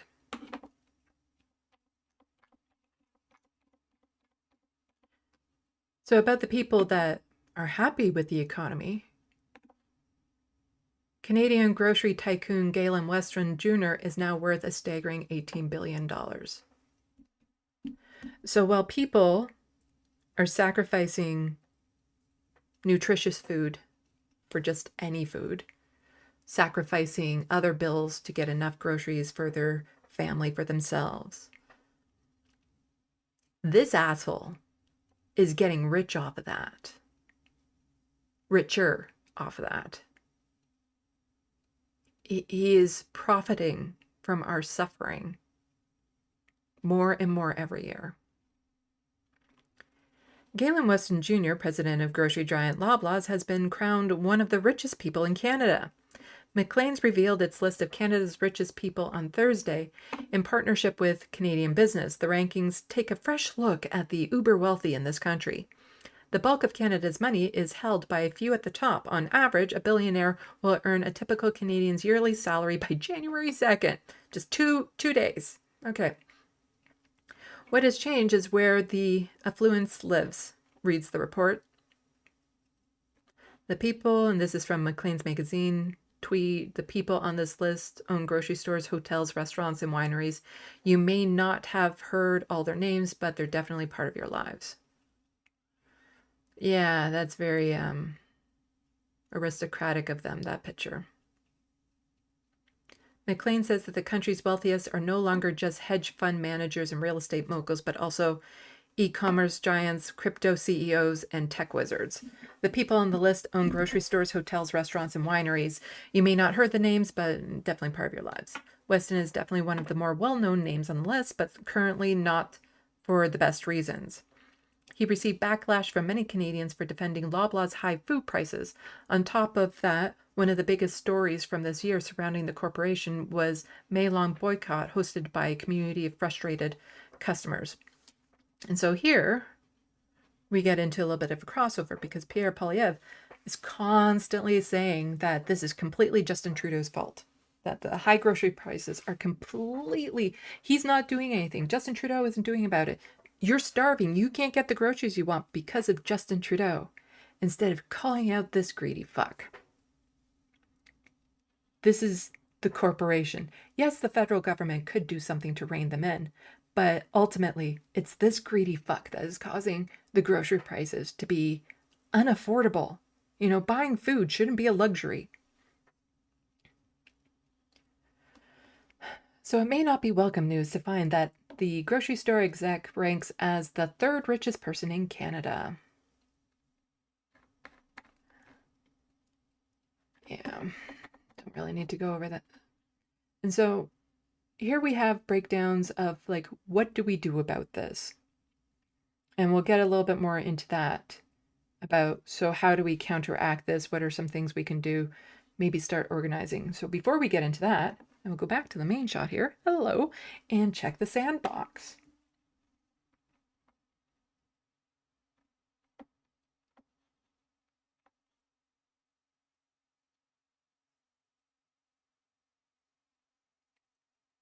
Let's see.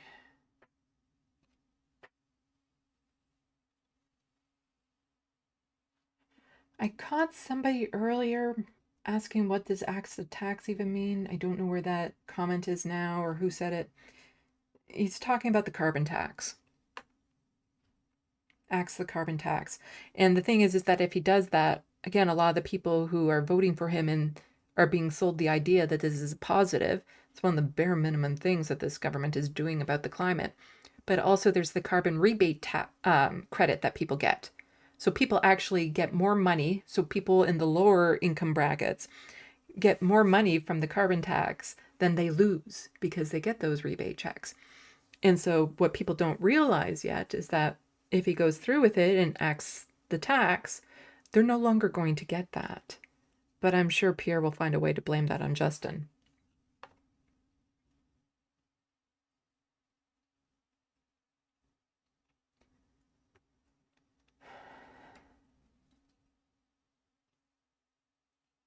Grand Theft Autobot, LOL. Trudeau resisting the urge to say shit. I have to talk to that moron again.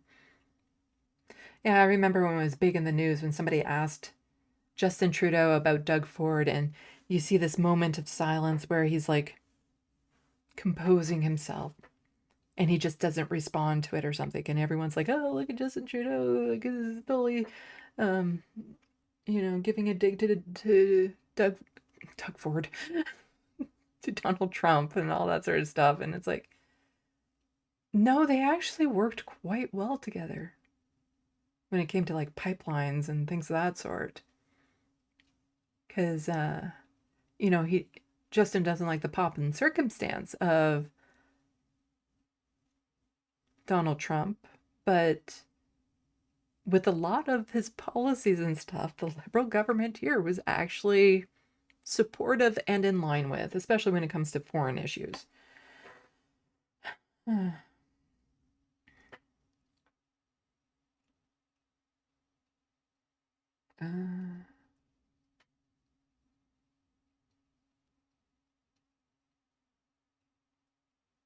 Let's see.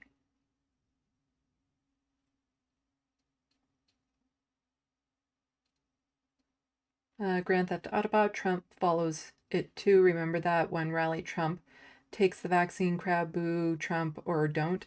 He does follow to some extent, but he does a much better job of leading the charge. So he will pander to the base a little bit, but then he takes something and then he turbocharges it and makes it his own. And then there's a lot more that he does that he initiates. And he does it by crowd testing, no doubt about it. He'll go in front of the crowd and see which one is right and popular and stuff, but it's still him initiating those initial things. And then he just kind of runs with whatever the crowd seems to like the most.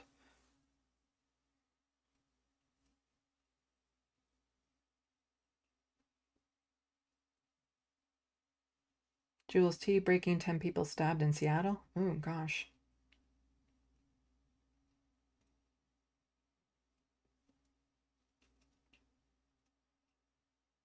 It's going to be a scary time in the United States for the foreseeable future, unfortunately. Benjamin Kendrick Smith won her leadership review with over 90%. I think it was Rachel Gilmore did a pretty good video about it, breaking it down as well. How a lot of people that weren't necessarily in line with the views of Danielle Smith and her policies and stuff weren't allowed to attend the convention. So it was like 91% of the 6,000 people that attended convention, and a lot of those people were filtered who would have voted against her were filtered out. Still, that's a lot of people that are just horrible people voting for the things that she wants and stuff.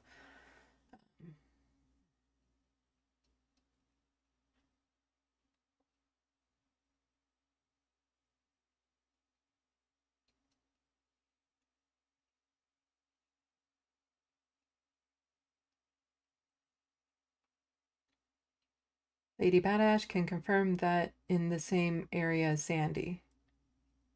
Talking about the climate change? Yeah, it is disturbing how warm it is here right now. The fact that I still have to put on fans from time to time because it gets too warm in my place, it just... I think even last year I only put the heat on a couple times in the winter.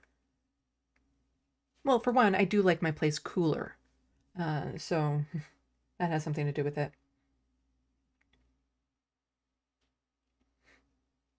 Grand Theft Autobot. Axe the facts, build the mansions, crime the crimes. Kinda.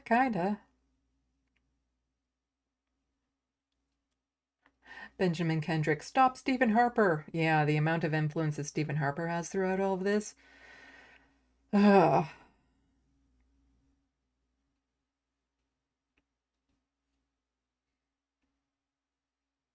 Benjamin Kendrick, Ted Cruz is Canadian. Fake news that. I reject that notion. Didn't he give up his Canadian citizenship?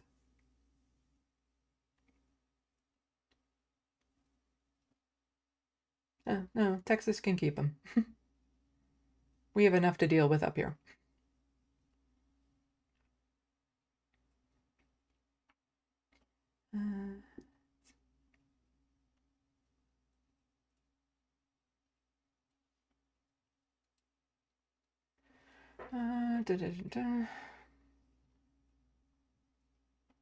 Sorry, there's a lot of comments and I want to get to the rest of the stuff, so I'm just kind of quickly trying to scan through them. Lady Badash, I can't even get a job. I was trying for months and nothing, no callbacks. Yeah, I can't apply for a job and get a job. Like there's nothing. Most applications require you to apply online. I don't have a college diploma. You know, my resume gets filtered out of the system before human eyes ever see it.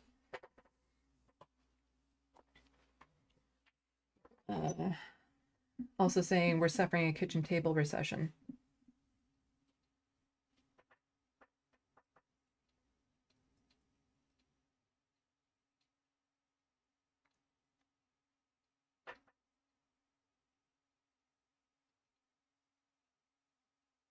PB 25K for a home mortgage down payment was one of the lamest things they could have come up with. It's like Pell Grants, but still kids are saddled with huge amounts of debt to get 4 or 5 year degrees. Yeah, the Liberals are offering nothing. They're offering nothing. And that's why I say, like, if the Liberals have any hope of winning, Justin Trudeau needs to step down right now. And they need to get somebody in that can convince people that the Liberals will be a different party than what they currently are. It's the whole issue that they had with, they got Kamala Harris finally in after they forced Biden to step down. But then she just said there'll be no difference. People want a different government. And so if the Liberals are just going to play on all the same lines, they're not going to win. And definitely not with Justin Trudeau as the head, because he's just greatly disliked for valid and made-up reasons. Like, somebody else needs to take over that party, but we'll get more into that.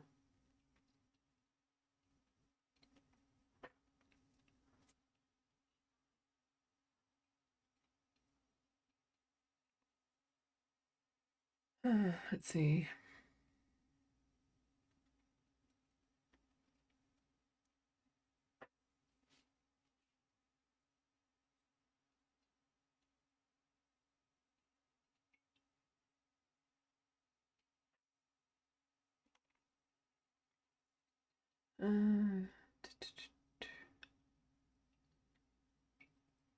Talking about Weston.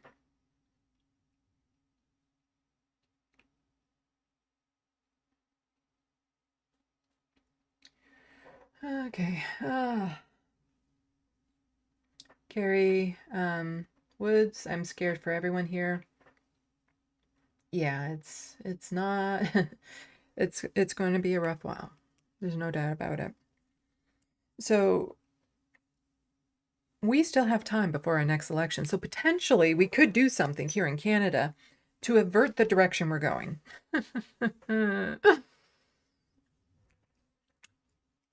Well,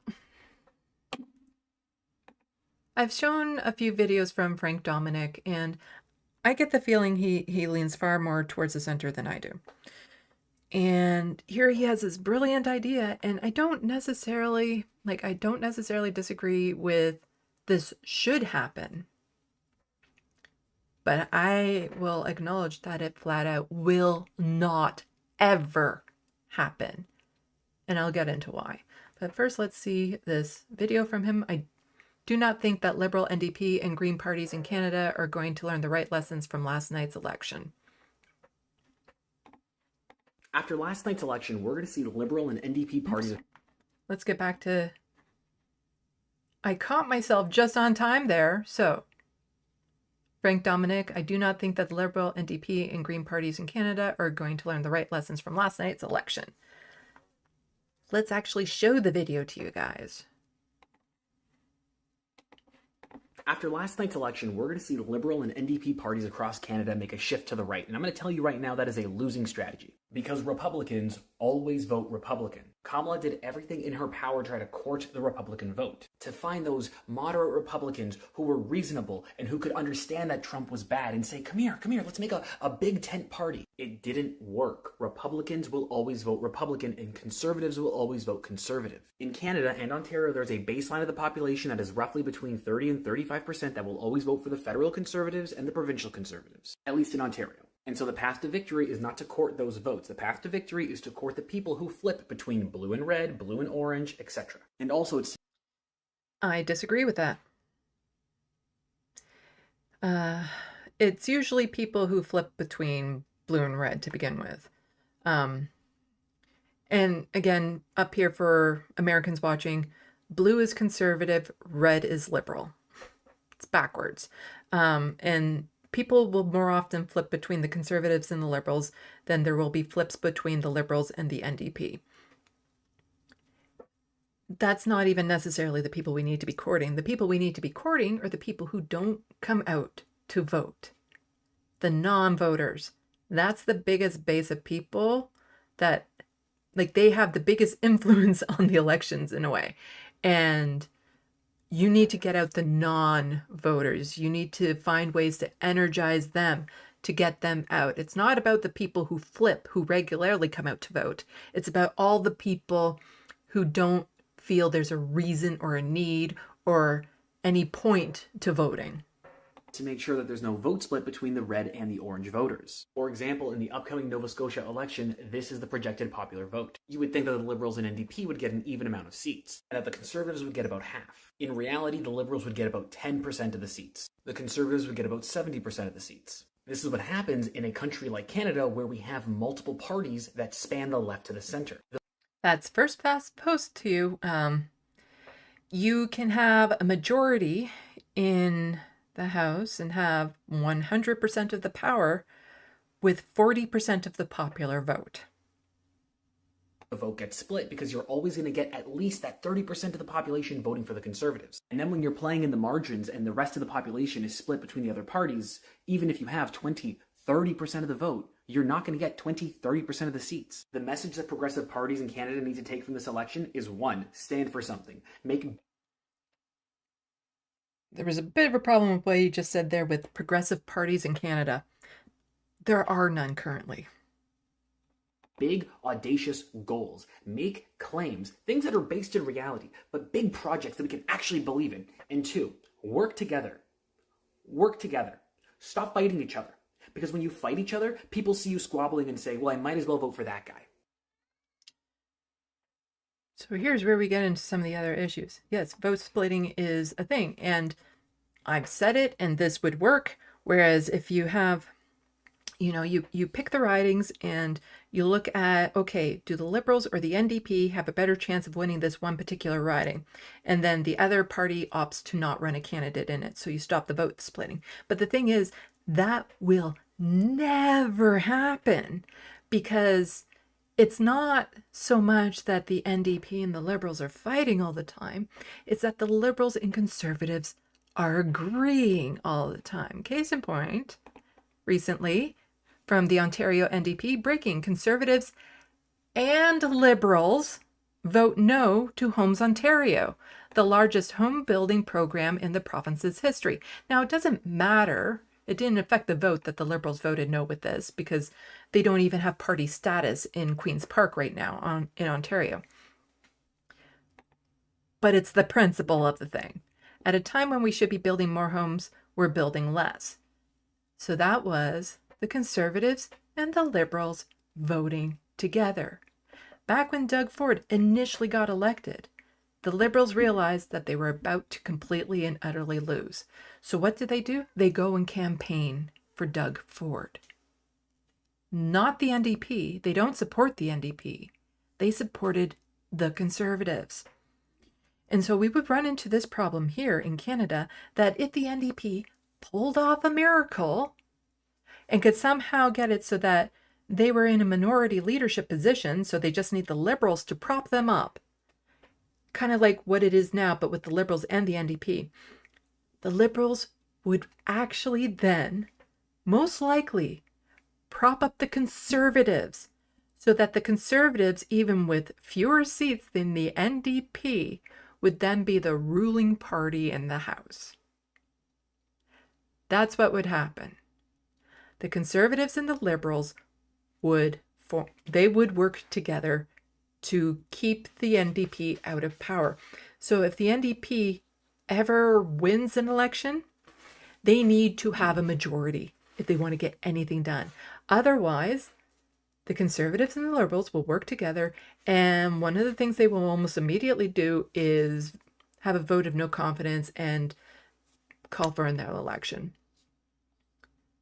The Liberals will absolutely never help the NDP get into power, even in a single riding. But they would help a Conservative. And the amount of crossover between candidates from the Liberals and the Conservatives, kind of telling.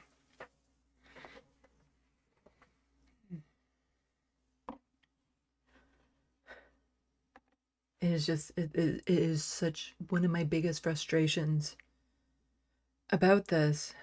And people don't tend to see it. People in the center don't realize where their party allegiance is, like where their party actually aligns.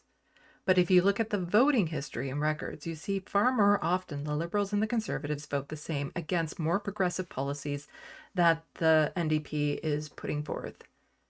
And I think I'll save this little bit of tidbit for last, something that I think we need to work on. But now we should probably start talking a little bit more about like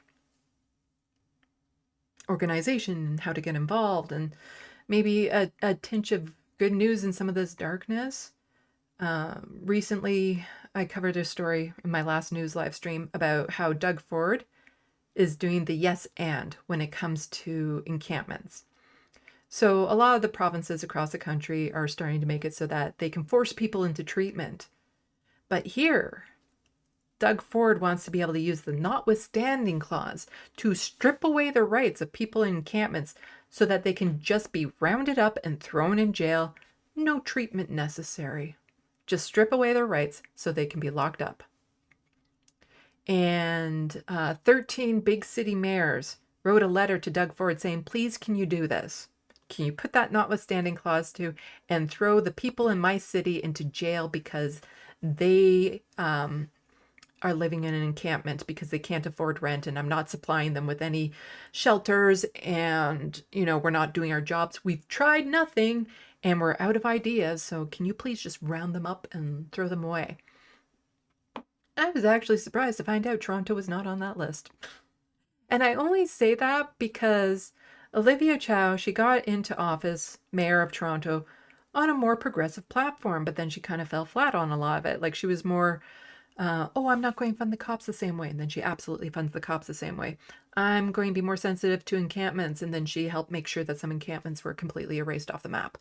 So I was actually kind of surprised that she wasn't calling for this. So Toronto mayor rejects using notwithstanding clause to clear encampments. How should cities in Ontario handle encampments like this one? Toronto Mayor Olivia Chow says if force is used to move inhabitants, they'll just go somewhere else. Toronto says the solution is to build shelters, not to use legislation. Flanked by faith leaders, Mayor Olivia Chow makes a pitch to Torontonians to accept new homeless shelters. It's easy to be overcome by fear, but don't let that take over. We, as Torontonians, are better than that. The gathering of clergy is part of a push by the city to prepare residents for the opening of new shelters. Staff is currently selecting those sites. In an exclusive, City News recently revealed one location in Scarborough. And again, I covered this in my last stream, that there are people terribly upset that there's going to be a shelter in their area. How dare they? And they want all the encampments gone as well. They want the encampments gone, but they refuse to have shelters in their areas. And that's every area will refuse to have a shelter in their area, but they want the encampments gone. How exactly is that going to work? The shelters have to be built, and they're being built near resources, places that people can go to for assistance, the soup kitchen, access to transit, all that sort of stuff. And so if you want people out of encampments, you need to be okay with shelters being built. Along Gerrard Street East, I would rethink that decision at this point. the local councillor is opposed to the site, and area residents have already begun to organize to try and stop it. The mayor's response? Driven by fear because of change, because we are worried, and sometimes we are led by people that want to divide us. The mayor says a lack of shelter space is directly related to the number of encampments. It's not just a Toronto problem. Municipalities across the province are struggling with the issue. In 2023, an Ontario court ruling said that the clearing of an encampment would violate the charter rights of inhabitants. The Premier, who is considering using the notwithstanding clause, had this to say to Ontario mayors. The big city mayors actually put in writing that they want the province to change the homeless program, make sure that we move the homeless along. More than that is just so dehumanizing language right there. That we just move the homeless along to where? You know, there's all this talk down in the States about, oh, you shouldn't be calling people like garbage. Well, guess what? You shouldn't be treating people like garbage either.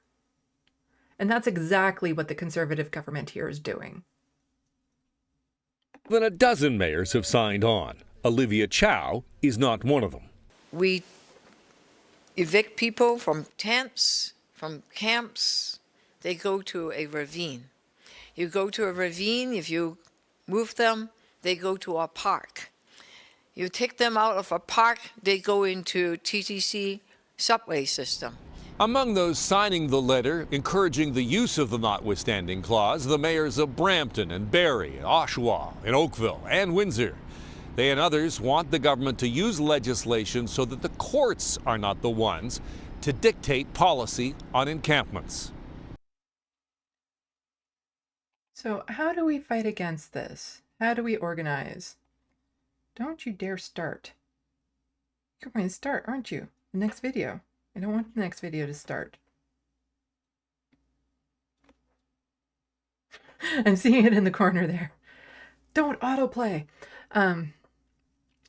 See, the thing is that a lot of people, they talk out of fear. They talk out of ignorance. They don't know this. They don't know what else can be done. They don't know what the government should be doing and hasn't done and all this sort of stuff.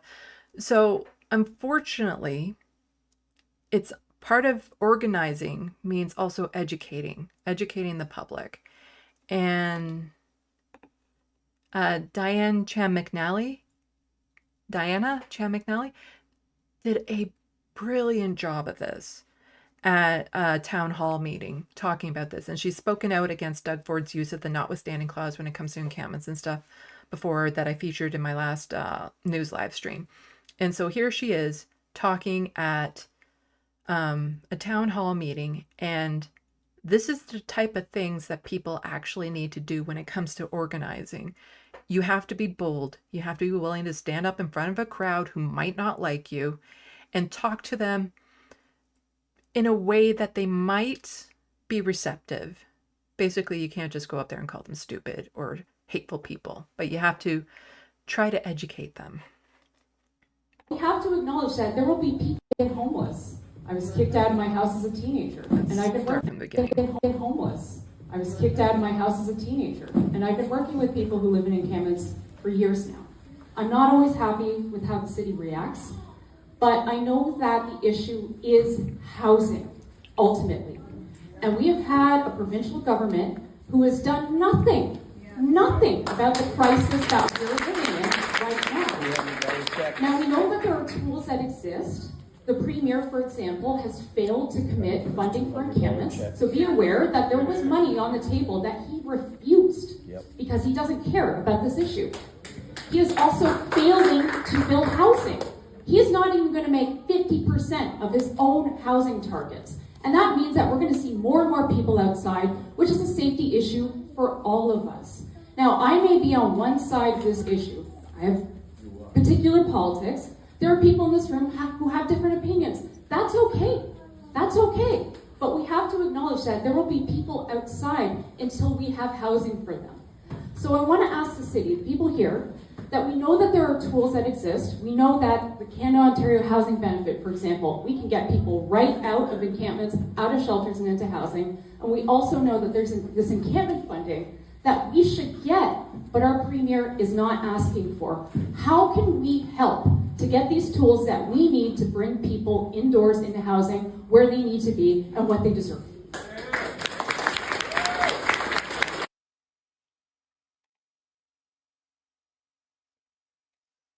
Educating the people and letting them know where the blame actually lies. And, you know, I've been in situations before, like I was part of a production, a play called Living Below the Line, talking about poverty and lived experience and stuff. And one time we were performing at a church, and there's a feedback, a talk back period after the performance. And I knew the crowd was most likely conservative leaning in that area and stuff of that sort. I got them applauding for what I was saying, even though everything I was saying was coming from a progressive angle. I just didn't tell them that. I stuck to where their pain was coming from, the lack of inaction from the government, how the government is not doing their goddamn job and pushing it off to different charities and organizations to do. And I got that entire crowd behind me.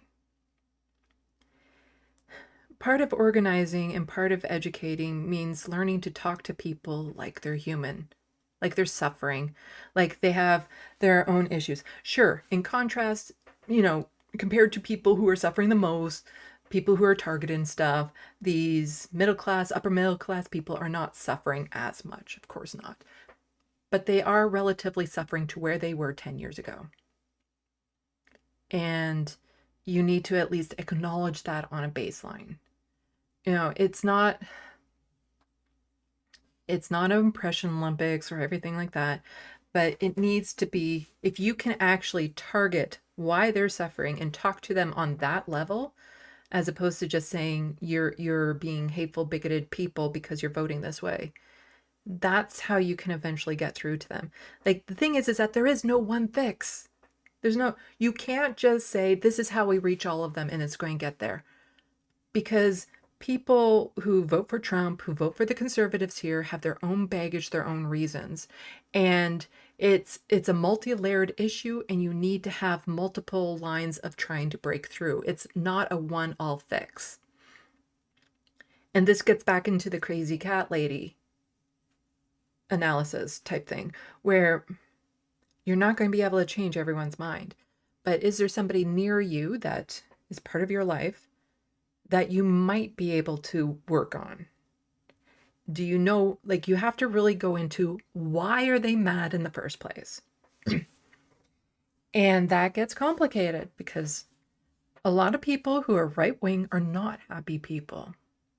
They grew up in a system, in a community that usually probably dismissed their pain, wouldn't allow people to express themselves, was forcing them to conform, most likely, you know, some sort of abuse going on.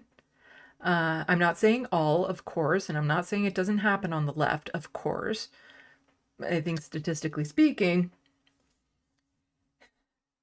So they become, quite often, miserable people that nobody wants to be around.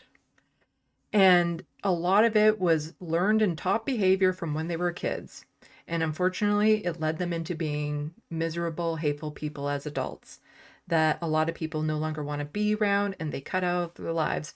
And so now they're feeling even more isolated, cut off from people that they feel owe them or should be in their lives. But then suddenly So they're left feeling kind of out there and alone. Then you have somebody like Donald Trump come around and say, I love you. You're part of this group. You are part of all of us. I get your pain. Even though he's lying through his teeth. I get your pain. I love you. You belong here. You belong with us. The absolute most powerful driver of people is the need to fit in. That is the absolute most powerful social driver to people, is the need to belong, to fit in somewhere. And Donald Trump took that and used that to give all of these people a place to belong and fit in. All for the wrong reasons. And he's lying to them.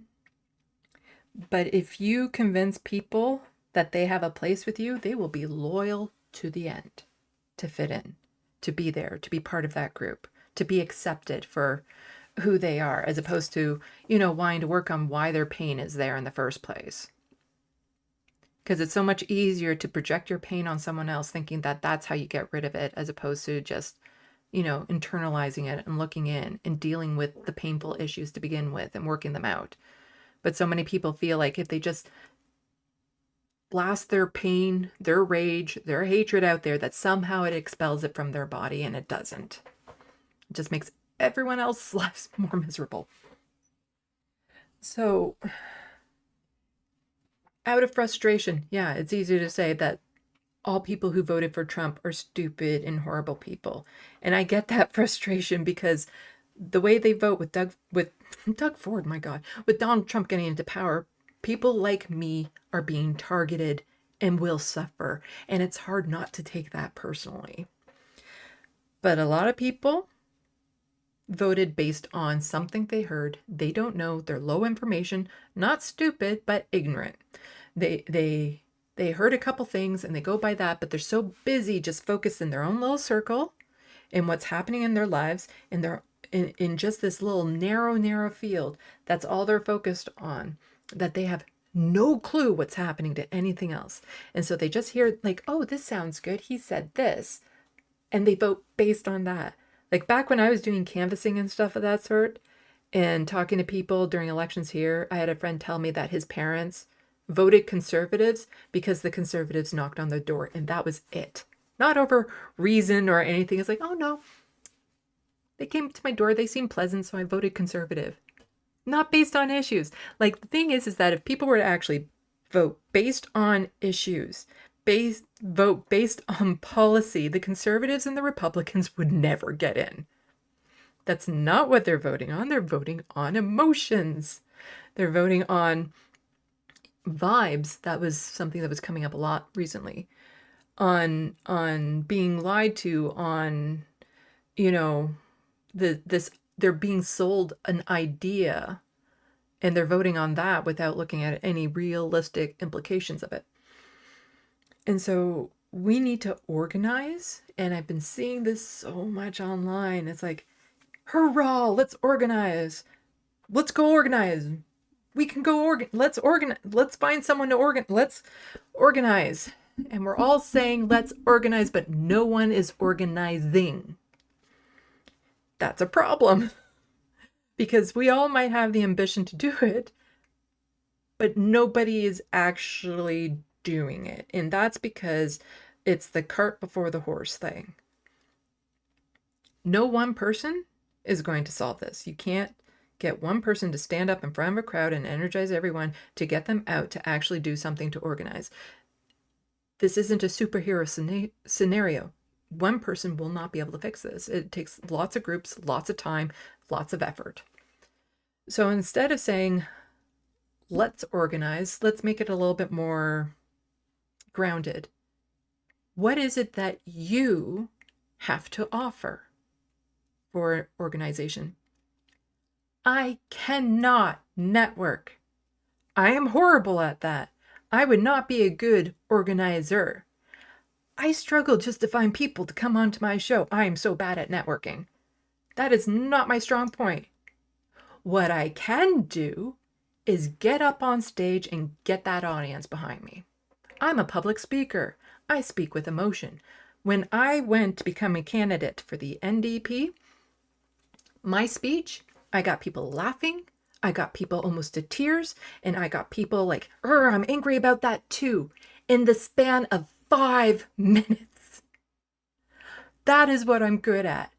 So if there's an organization, you need a public speaker, that's what I can do.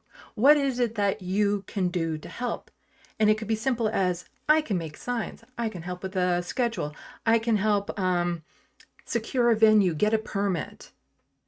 Can you help babysit so other people can go out to protests and rallies? Something as simple as, I have a basement where we can hold, meetings on trying to figure out what to do. Or I have a basement where I can store signage for these protests and rallies that we're planning on doing. Can you make sandwiches? Now, that might sound a little silly, but it's not, because a lot of people with poverty don't participate because they can't afford to. So if you're asking somebody to take a day off work or to, choose between bus fare and a meal, offer them the meal. Keep in mind that you want people from a wide range of areas, and some people simply cannot afford to participate in activism the way that they want to. And that's another reason why there's a barrier between people with disabilities and people with poverty from participating in activism, is that the organizations aren't accommodating to them and their needs. So organizations need to be mindful of that when they're doing it. So, offer sandwiches to people who show up so that, they're not worried about going hungry. Offer transportation to locations. So even if you're unsure and you are wary about participating in a rally yourself, you're nervous about the crowds and stuff, can you drive? Can you drive people to that location, drop them off, and then pick them up at a prearranged location later on? People need to start announcing, what can you do to help with this organizing? And then when you get enough people, eventually one of those people will be, oh, do you know what? I can start putting all of this together and be the manager to start putting all of this together and start connecting people so that you can start getting things done. Because it's like, I look at somebody like, letter hack. You know what he could do? Signage. He can make signage like nobody's business, cartoons for people to promote and send out. Like I said, I'm a public speaker. Are you willing to just talk to people? Get on the phone. I can't get on the phone. I'm horrible in talking on the phone. Although when I was campaigning, I had much easier time going door to door because then I'm visually seeing people. So find out where are your strengths, and we all have them.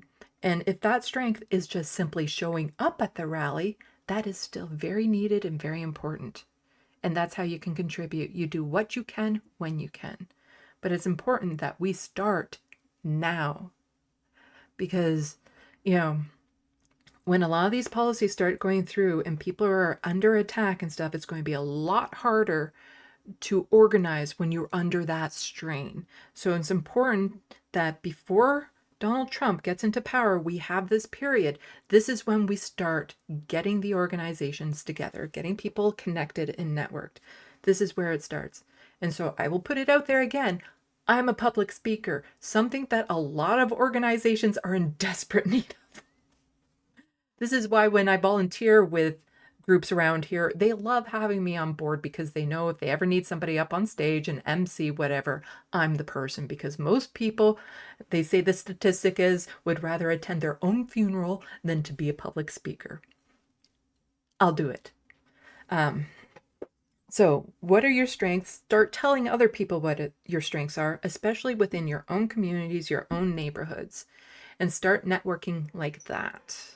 And that would be my suggestion for how we start to organize, instead of everyone just saying, let's organize. What can you do?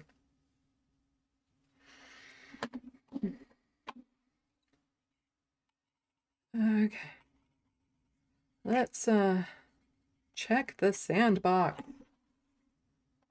There we go.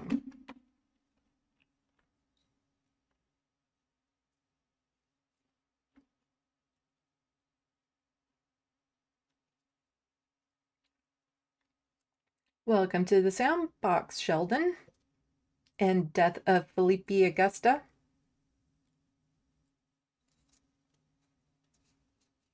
Saying, like that meme, no take, only throw. Then thinking we're all too young for that, because I have no clue what you're talking about. Sound like my cats just knocked something over.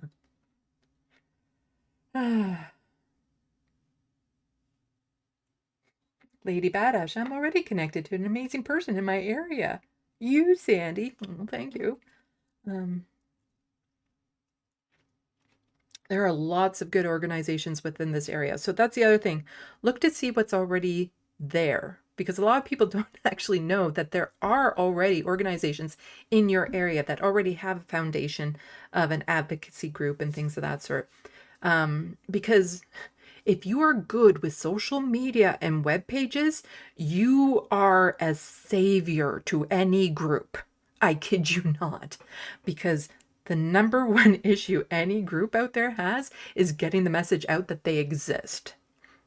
So if you're good with social media, if you're good with promoting, you are a golden member of any group. I kid you not. Because in my area, there are a ton of different groups that you can get involved with that already have that foundation there to get started when it comes to organization and advocacy. So you have to search for them right now, though. They're not just necessarily easily available. You have to search. It's worth the search. Start Googling your area, looking on Facebook for different groups. A lot of these groups will still be part of Facebook, so you have to go there. Instagram is another popular place for these groups, so you can try that out. But learn which organizations are already in your area. But if you learn of an organization of, let's say, Acorn, which is about housing here, but maybe housing isn't where you feel your talents are best, and you'd rather be more disability advocate or something of that sort, contact them, because a lot of these organizations know about each other. And so if you find one advocacy group, but it's not quite the right group for you, they will probably know of another group that would be better suited for what you're wanting to do.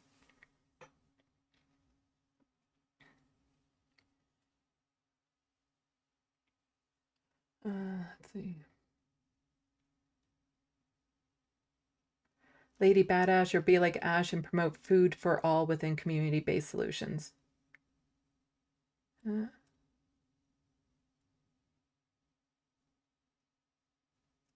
Hermatologist, that's the trick. I should be watching chat as or the Sandbox as I'm saying this, because I have no idea what you guys are actually applauding me on.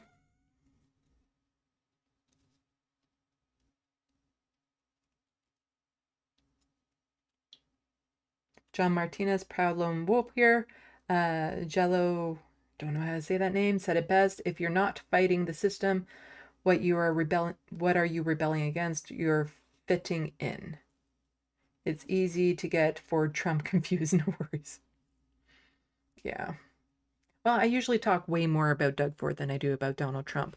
But then again, Donald Trump hasn't been president for the past, since I've been doing live streams. Lady Badass, I'd vote for Vibes, the adult toy.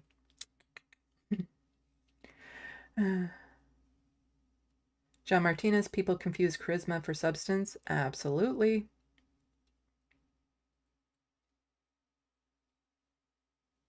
Oops. Skipped. Bad Lefty, I have a gift for making people angry also.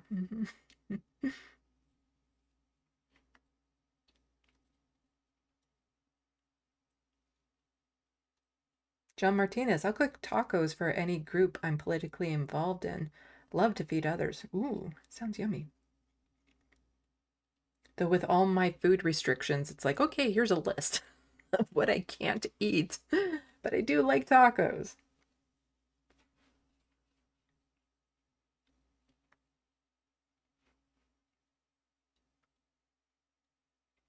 Lady Badass, I was only able to volunteer for things because I had help, a job assistant place that also did volunteering assistance. I don't mind public speaking, but I get my own head at times.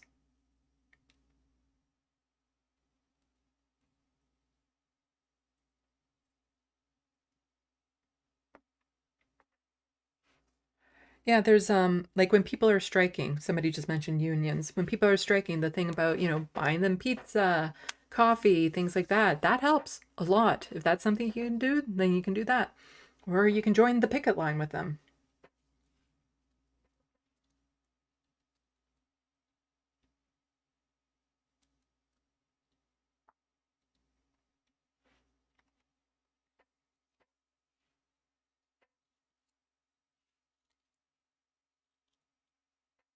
Looney Tunes 9000, we're applauding you for speaking truth on these Canadian issues, Sandy. Why, thank you.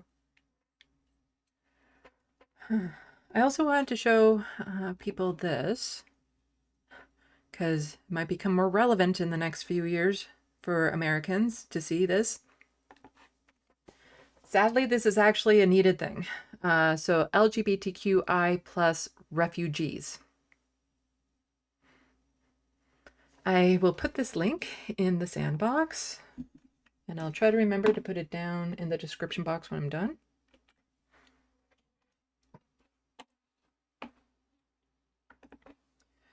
So Canada has a proud history of providing protection and helping resettle those most in need.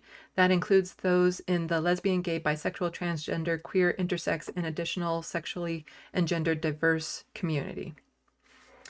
So there's different resettlement programs. People who are persecuted because of their sexual orientation, gender identity, gender expression, and sex characteristics are generally identified or referred to Canada by the United Nations Refugee Agency, Rainbow Railroad. That's an important one. Just click on that.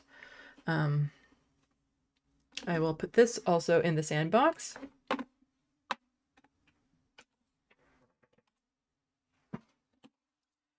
And if you're looking for places to organize and start getting involved, you can actually, I would suggest contact a group like that. They might be able to help lead you in directions of different groups. If you're looking for queer-related organization, look for things like keywords would be Spectrum, Rainbow Alliance, things of that sort, for different queer organizations in your area.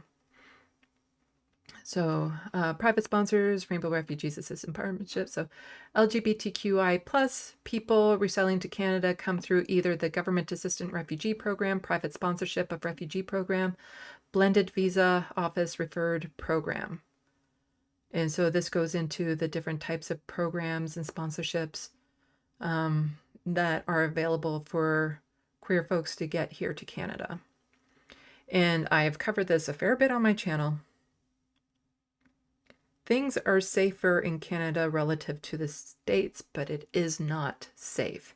And with Pierre Poilievre, it will become substantially less safe, but still safer than if you were in the United States, red states. So it's not things are not a social utopia, socialism utopia up here. You know, we still have tons of issues.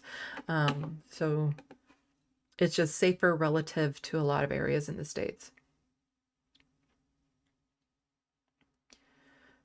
So I'll just keep on scrolling through this, but I suggest people, if you're in need or you know of somebody in need who might need to flee the United States, these are some programs you can look into. The Safe Third Country program is still in effect, so that becomes a little bit more challenging, but should a lot of these policies in the state go federal, then that would no longer apply. So there's an agreement like Canada and the United States have the Safe Third Country or something. So basically, if a refugee or somebody seeking asylum travels through another country that would be considered a safe country, they need to apply for asylum there first. They can't come to Canada. They can't pass through a safe country to get to Canada. And so there are still safe areas in the United States. So that Safe Third Country refugee program, you wouldn't be able to apply as a refugee in Canada, based on strictly being queer in the States, unless those laws that they're speaking of become federal, because then there'd be nowhere in the United States that would be safe for them. So then you can apply for refugee status in Canada. And a lot of, I think, the immigrants, the people that will be unnaturalized and stuff in the States, if the States is no longer anywhere in the States, if nowhere else in the States will be safe for them anymore, it's only then that they can apply for refugee status in Canada and have a better chance of it being granted, which is just ridiculous. If somebody can get to Canada, even if they go through another safe country, they should be able to apply for refugee status here. Other ways to support LGBTQI plus refugees. Canada also worked with 2S LGBTQI plus communities to point out and take concrete actions to address discrimination. In November 2020, we updated our sex and gender identifier policy to let refugee claimants change the sex or gender identifier on their refugee protection claimant document. So there we go. Back here, how are we doing for time? I started at 5, didn't I? Right, so this has been about 3 hours. Whew. I was thinking about it.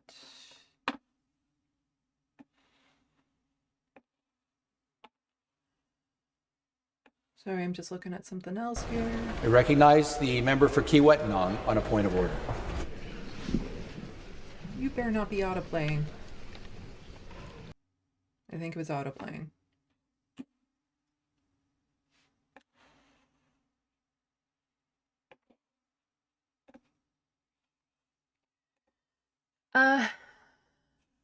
Sure, I will go over this. So a prominent Canadian has passed away. Sacred fire for Murray Sinclair burns at Manitoba legislator. People from different walks of life continue to flock to a teepee erected in Winnipeg to shelter the sacred fire lit in memory of Murray Sinclair, who died Monday. The fire, an important part of First Nations culture and ceremony, is considered a doorway to communicate with spirit world and ancestors. It is a sacred event that cannot be photographed or filmed. The fire will burn for 4 days after being given the go-ahead by Manitoba Premier Wab Kinew, an Anishinaabe pipe carrier. Premier Kinew directed the fire to be lit on the grounds, says Bernadette Smith, NDP Point Douglas, the Housing, Addiction and Homeless Minister in Kinew's government. Smith was visiting the site for the 3rd time, she said Tuesday. Murray Sinclair was an amazing leader. He paved the way for so many people, she said. He was one of my first mentors. The Anishinaabe judge, senator, and chairman of the Truth and Reconciliation Commission died early Monday. He had been in hospital for several months following the death of his wife, Catherine Morisseau Sinclair, in June to cancer. So he was, a prominent person when it came to the Truth and Reconciliation Commission here in Canada. Stanley Lapierre, a brother-in-law to Sinclair, drummed and sang inside the teepee as visitors were encouraged to throw tobacco into the fire and offer a silent prayer. Tobacco is burned as an offering to connect with the Creator and communicate thoughts and feelings. People have been here coming all night and day, said Lapierre, who wasn't surprised the memorial attracted such a cross-section of mourners. I feel special sitting here doing this work for him. I know he would do it for me.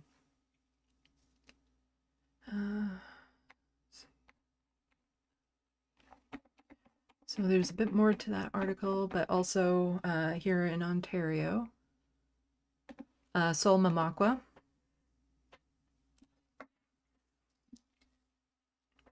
He's a MPP here in Ontario. Said this morning, I asked for a moment of silence for the passing of Honorable Justice Murray Sinclair Miigwech for all he has done for justice and to make Canada better for us all. And this is the video.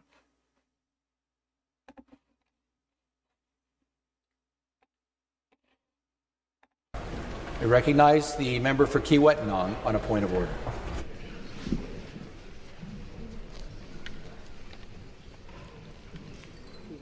May go ahead, Speaker. I'd like to ask for a moment of silence. We just got word today, Murray Sinclair, a groundbreaking Indigenous lawyer who has led inquiries that exposed racial injustices and redefined how Canadians see Indian residential schools. He died today, so I would like to acknowledge his death and by having a moment of silence. Be blessed. Member for Kiewit-Nong is seeking the unanimous consent of the House for a moment's silence in memory of the Honourable Murray Sinclair. Agreed? Agreed. Agreed. Members will please rise. I would be horrified if somebody just stood up and said, nay. That would have been, wow. Anyway, back to this. Sorry.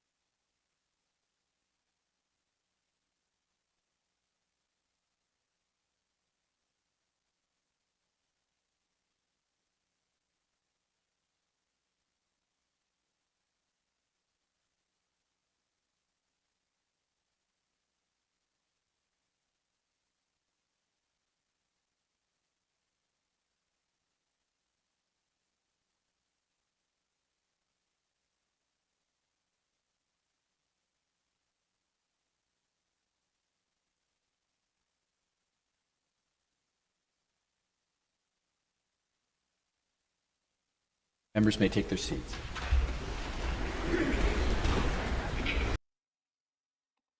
So, here's the Wikipedia page on Murray Sinclair for people who would like to learn more about who this was.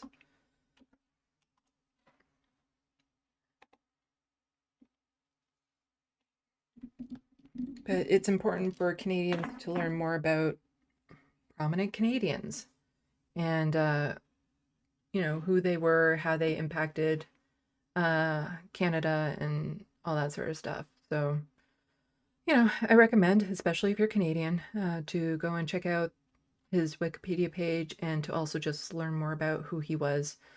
I never met him directly, but I know people who had worked with him directly.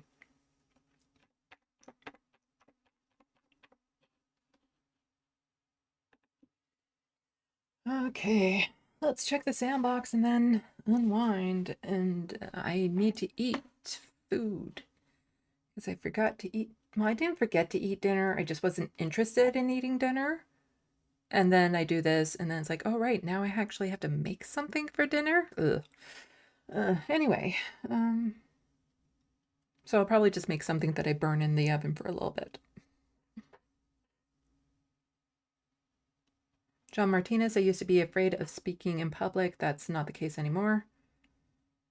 It can be a learned skill. You know, some people, a lot of skills, if you feel like you don't have anything to offer an organization right now, you can learn different skills. And public speaking, there's Toastmasters in Canada. I don't know if you have Toastmasters in the States, but it's community groups that you can just join where they actually help encourage and teach people to be public speakers, where they sit around and one of them will stand up and give a little speech and they'll get feedback on their little speech and things of that sort. So if there's a Toastmasters in your area and you want to become a better public speaker, I suggest trying that out.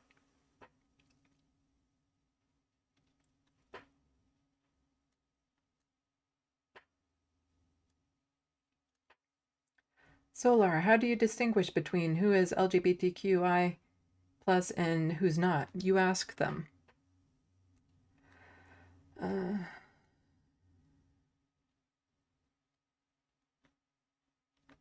Let's see.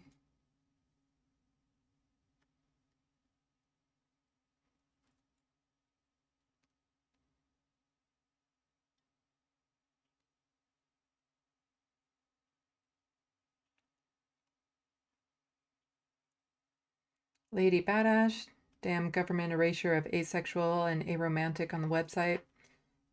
I'm pretty sure that's what the plus is for, because it's a lot. There's a lot to cover.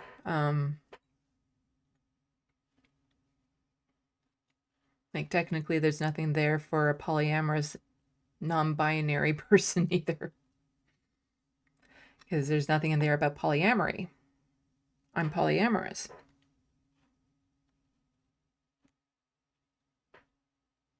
But, you know, everyone's identity is very valid, and how you identify is how you identify.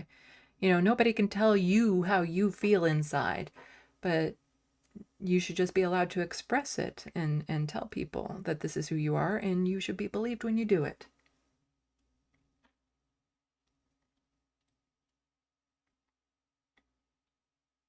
John Martinez, I shared a bunch of my stuff for my LGBTQI friends and my undocumented friends. It's the least I could do. Lady Badash, I already sent it to my queer chosen family. Yeah, talking about the link? Yeah, unfortunately, that link should be spread around to as many Americans as possible that are in the queer community, because a lot of people have to start prepping now.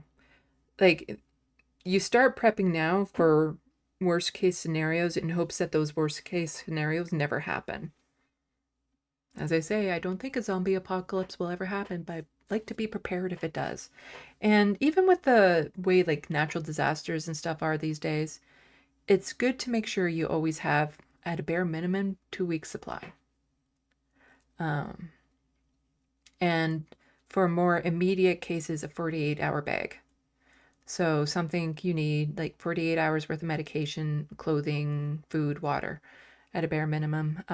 But if you can, in your residence, make sure that you have about 2 weeks supply of food and water and medication, because even just the way with natural disasters and stuff, it's important to have.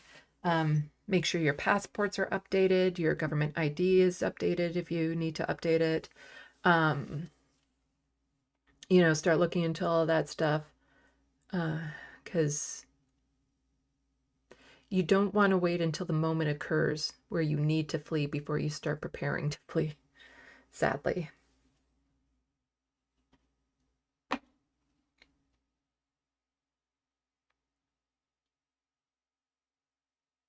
Mozart, does escaping from lack of health care and student loan debt make you a refugee in Canada? Well, we don't have full health care here, and we do have student debt. Nowhere near as bad as Americans, that's for sure.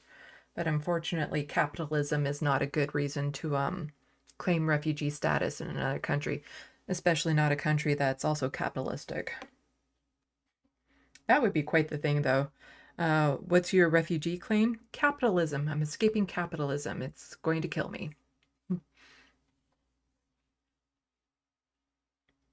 And that's really all the debts from healthcare and student loan and all that is. It's all capitalism.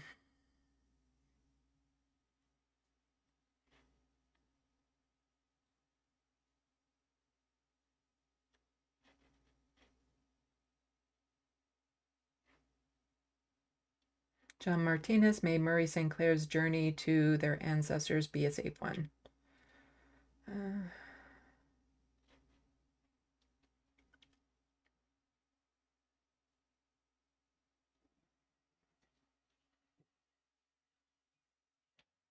Mozart, I think I'd be a welcome education to Canada. Oh, addition, yes. I think lots of people would be welcome additions to this country. But here's the other thing that I don't think a lot of people are quite ready for. It's really hard to immigrate to Canada, and Justin Trudeau has kind of gone the same, like he's doing the same things that the Dems did in the States, where it's like, we're going to be harder on immigration. They're doing that here in Canada. So it was already difficult to immigrate to Canada. The Liberal government is now making it harder. They're lowering the amount of people that they're letting into the country. Even international students for schools, they're drastically lowering the amount of those students that they're letting into the country. It's not easy to get here. Like, even I joke about the I'm available for marriage thing. Even then, it's difficult. You might be able to get here and stay here-ish if you were to marry a Canadian, but you wouldn't become a citizen. You would still have to go through a very long and lengthy process. And you would even have to prove that you didn't just get married for citizenship. You'd have to prove that there was an actual relationship behind it through like past history, emails, interviews with other people to be like, so were they actually a couple or did they just do this to arrange to get here? So as much as I joke about that, it's even then be extraordinarily difficult to get into Canada.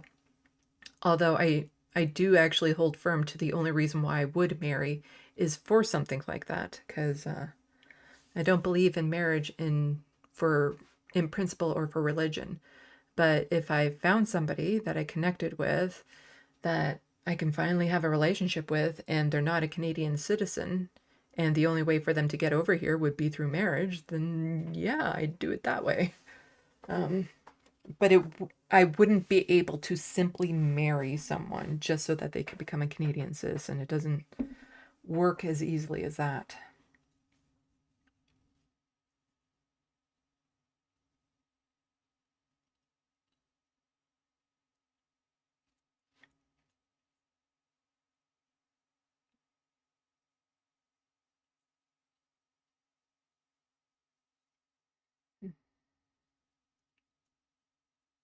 Oops, it jumped. Ah.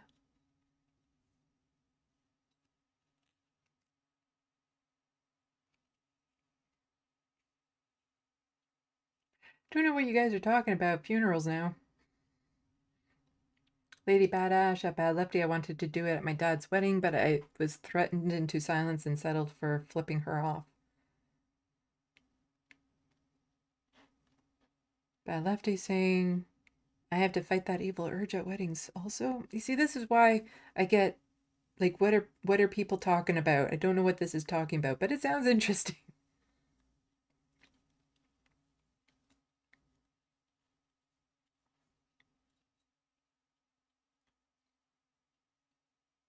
Bad Lefty, I made some very inappropriate jokes at my dad's funeral, but he approved, but he'd approve, and who would stop me? I once pulled off a joke that was in taste at a funeral, but it had nothing to do with the funeral. It was a coworker's funeral, and I arrived there with another coworker who was also a very dear friend of mine. And the woman whose mother passed away was introducing us to the rest of her family. And she looks at my friend and says, this is my friend and coworker, name a person. And this is my coworker, Sandy. And I'm like, yes, we're coworkers, but we are absolutely not friends. We were friends, work friends, I guess you could say. So, you know, it was a joke, and luckily it landed.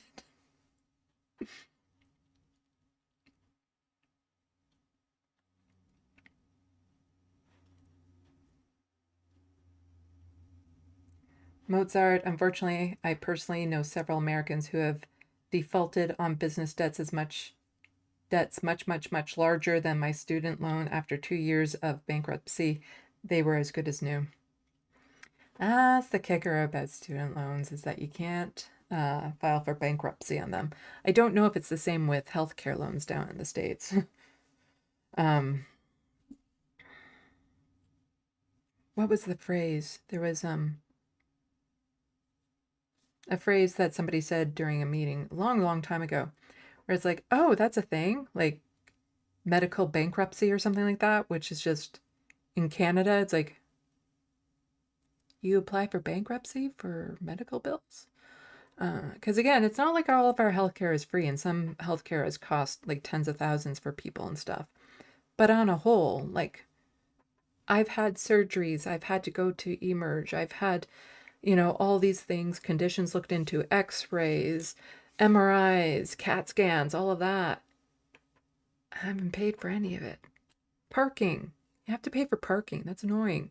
Sometimes the gate is up so you can just drive out. But when you have to pay for parking, it's annoying. As much as I have issues with my healthcare system up here, I'm more concerned about the direction it's going. But I also acknowledge as is, it has saved my life 10 times over. So I'm very grateful to be a Canadian. I'm very grateful to be in this country and the privileges it gives me. And that's part of the reason why I fight so damn hard here, because everyone else should have those same privileges that I do.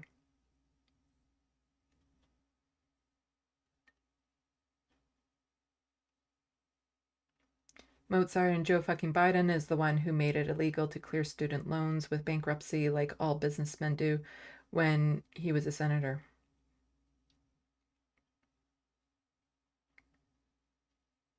John Martinez, I dated a polyamorous lady, best relationship I ever had. Yeah, my ex-girlfriend was married and he also had a girlfriend. And the four of us could go out to dinner, watch a movie. It was all good. But I've always been polyamorous. It's one of the things that when you start learning about these things or start breaking away from what society tells you you should be, you start cluing back. It's like, oh, no, that's just who I am. And, going way back into high school and starting a new school year. And it's like I had a crush on 2 guys at the same time. And it's like, but you're only supposed to pick one? And it was a bit confusing. And then it was like, well, how do you choose and all this sort of stuff? Because I liked them for very different reasons. Sure, they had some similarities, but, they were different people and I had different feelings about them. But then as you get to be an adult, you realize, oh no, I'm just capable of loving more than one person at the same time, in different ways and things of that sort. And most people who claim to be monogamous, you're not monogamous. You are a serial monogamist. Because to be true monogamous, it means the first person you mated with is the person that you always stay with. That's true monogamy. So most people are serial monogamous. And that's the easiest way to prove, like, you can love more than one person, because people who are into serial monogamy will be like, well, how can you love more than one person? And it's like, you've had a relationship before and you love them, right? Yeah. And you have a new partner now and you love them, right? Yeah. So you've loved different people. It just happens to overlap, for people who are polyamorous. Mozart, I'm asexual at this point, basically. I've kind of had to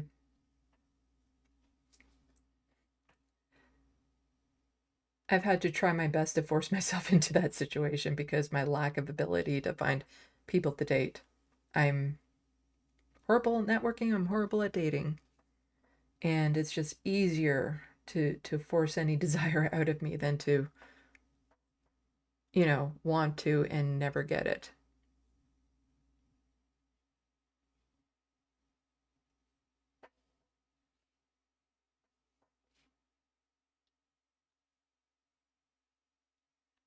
Looney Tunes, before leaving, like, share, and subscribe to Left of the Box. Our next live show is TBA, and that is very true. I don't know when the next live show will be, because I want to do that video about Tim Pool and Sam Cedar, and I also want to get working.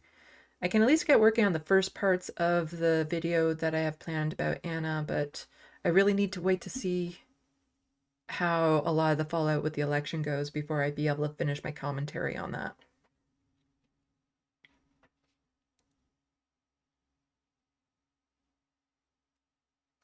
Mozart, I've been reading Bury My Heart and Wounded Knee. America will gladly, easily, remorselessly not only kill us, but do everything in its power to erase us from history.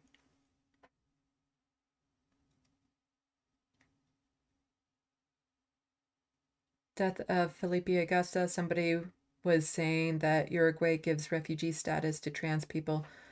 Not sure whether that's true. I'm pretty sure they're pretty bad when it comes to gay people. So it could be like, there is some places that believe it's better to be trans than gay because they think that people only transition for sex or something like that. And so, you know, if you transition into a woman and date men, then it's okay. But if you don't transition and you're a gay man, then you should burn in hell. There are some places that think about that. I think it's Uruguay that has like really, really brutal rules against gay people. Just want to fact check myself.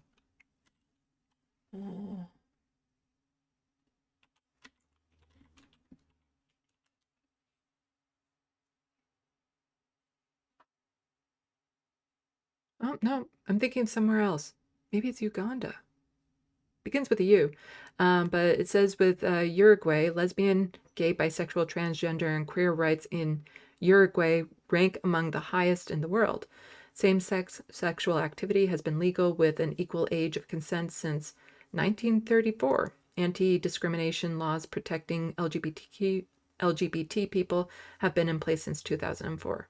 Okay, yeah, so I think it's maybe Uganda then that I'm thinking of.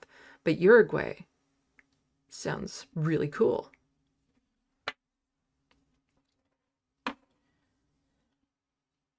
It's like I just know it begins with a U.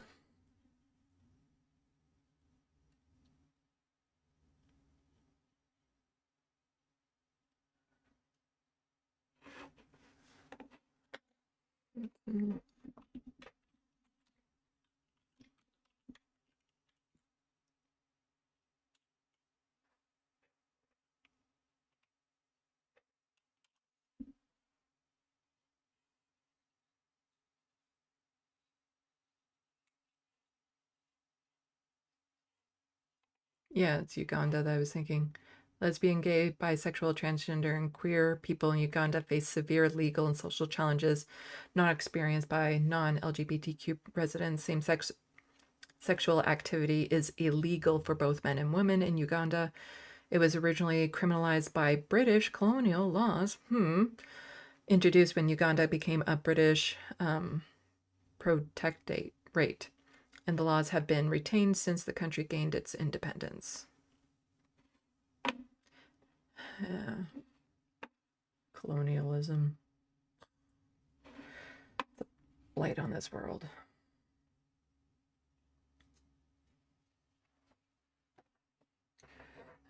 Oops, jumped.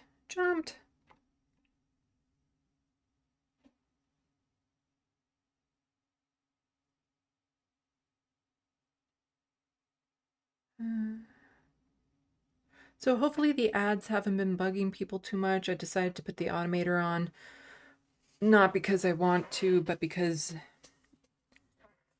if I let YouTube advertise on my channel while I'm doing a live stream, it will help me on the algorithms. I'm very sorry for putting you guys through that. Grand Theft Autobot, yep, that's what my spouse and I are going through right now. They want photos, lots of photos. We don't have because we don't go out often. We don't have good camera and we're not photo taking types. It's not easy. You have to prove that you didn't just get into a relationship for the sake of becoming a Canadian citizen, which is just, you know, no short-term relationships, you know, no flings, no,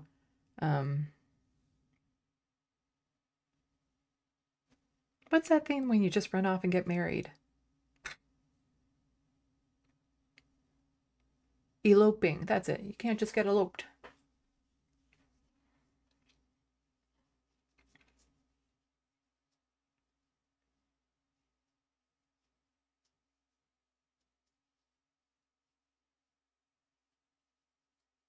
Gunstroke, the Cybertonian. I wish I can be a teacher, but I don't have the degree for it.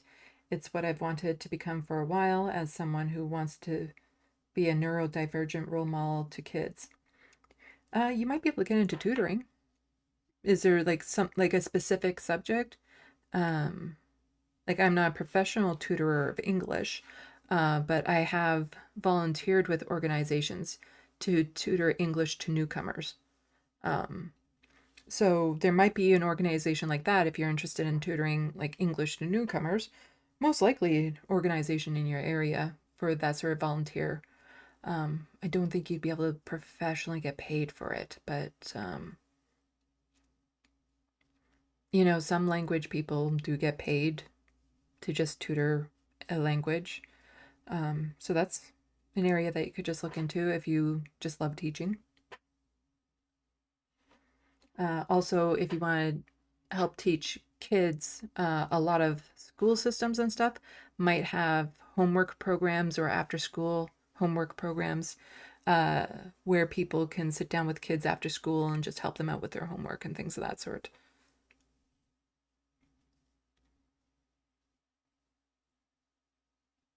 Mozart, I believe medicine is the #1 cause of bankruptcy in the US. I'm sure it's very hard to get rid of.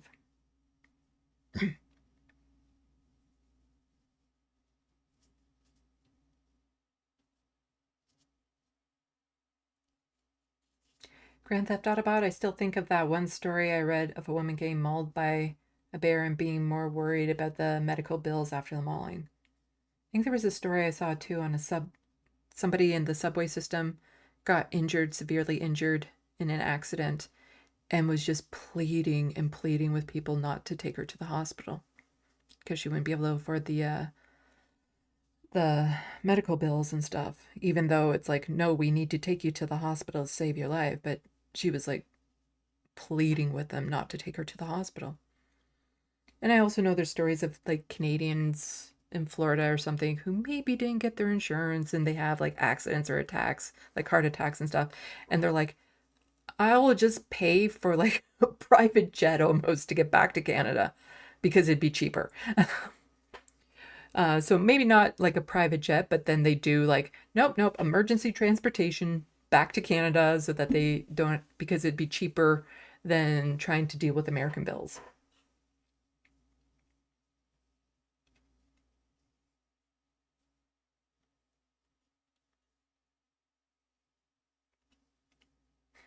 MIDI doctors, Polly is greedy. It's about sharing, actually. It's all about sharing.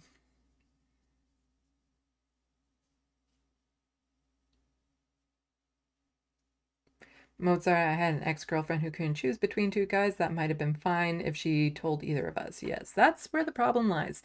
You have to be honest about it. You know, ethical non-monogamy type thing. To be polyamorous and not tell your partners, well, that just makes you a cheating asshole.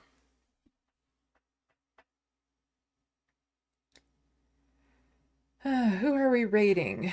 Let's see. Is anyone doing live stream right now that I know of?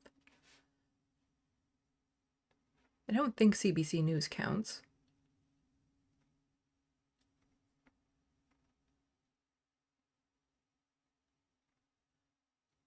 Well, nobody's popping up in my suggested thing. Why am I getting recommended a video from 8 years ago?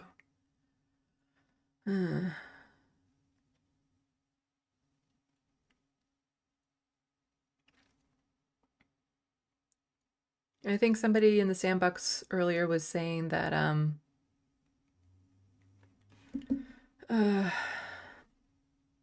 Letterhack was going live later tonight with Jules T.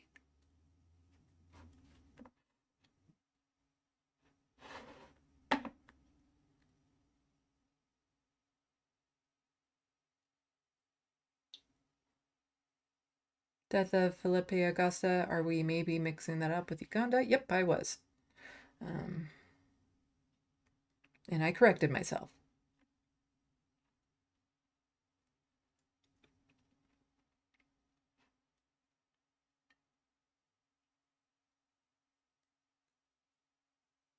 John Martinez, I have not seen a single ad. Okay. And people telling me it's a lope. Not that I, I'm not the Marian type. Not that it's ever been an issue. I've never been in a relationship long enough for it to even become an issue.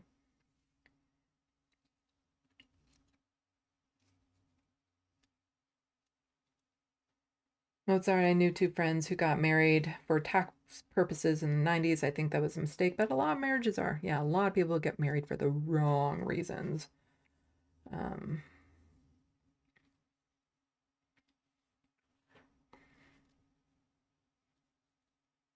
Looney Tunes 9000, no Sandy, it's a Hangout call-in show left of the...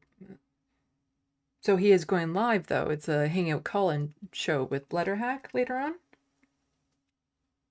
So why are you saying no? He'd be going live. Getting mixed up here.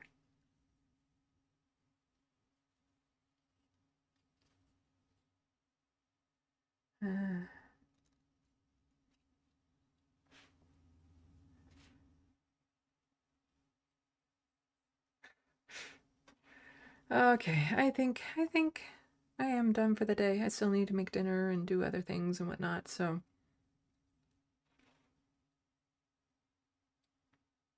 Do all the regulars, I suppose, but you guys know all this. You know all this. It doesn't show up too well. I have to do something about that.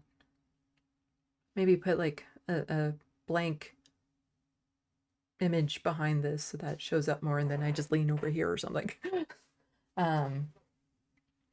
But yeah, I'll be working on the essay videos that I have in mind. I also want to work on something that I would find fun, and that is making the new chapters of my book, Necroplasm, linked in the description box below. Please go buy.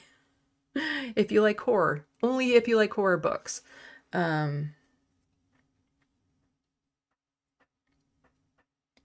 so everyone check out the letter hack later on tonight. I might try to check in.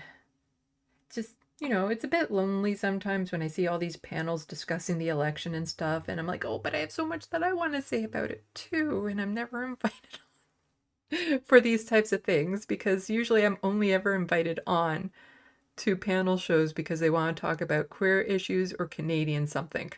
That's it. But when it comes to other general things, I never cross their mind, which I gotta work on. I gotta work on networking and let people know I can talk about more than just queer Canadian stuff. Mozart, thanks, Sandy. Your responses to my comments were great and often funny. Thank you for the stream, says B-Cat. Well, thank you guys for all coming out. Also, I had the Wednesday morning live stream. I recommend it to people if you're still struggling with everything, which I imagine a lot of you are with the election, to go and check out that live stream. A lot of people, I got the feedback that a lot of people found it helpful. And I'll try clipping some of that too to get that out. Also, right, I want to mention, go bug certain MPs that you might know in Canada. If you're Canadian, go bug certain MPs. Matthew Green. About maybe taking over the NDP. Now. Go bug Matthew Green to take over the NDP right now. Right now. If they have any hope of doing any good in the next election. I know I will. I definitely will. I have a little thing I'm going to send him and everything. A little speech to try and get him to possibly, step up now. It's yeah, anyway. With all of that, also in the description box is my Amazon wish list. Anything from there helps. Becoming a patron definitely helps. Thank you so much to everyone who's already helped out in some way or another. Thank you to all the mods for keeping the sandbox clean. And yeah, I think with that, salut, à la prochaine. Thank you for watching and stay tuned. I'm Sandy, wishing your tomorrow is better than your today.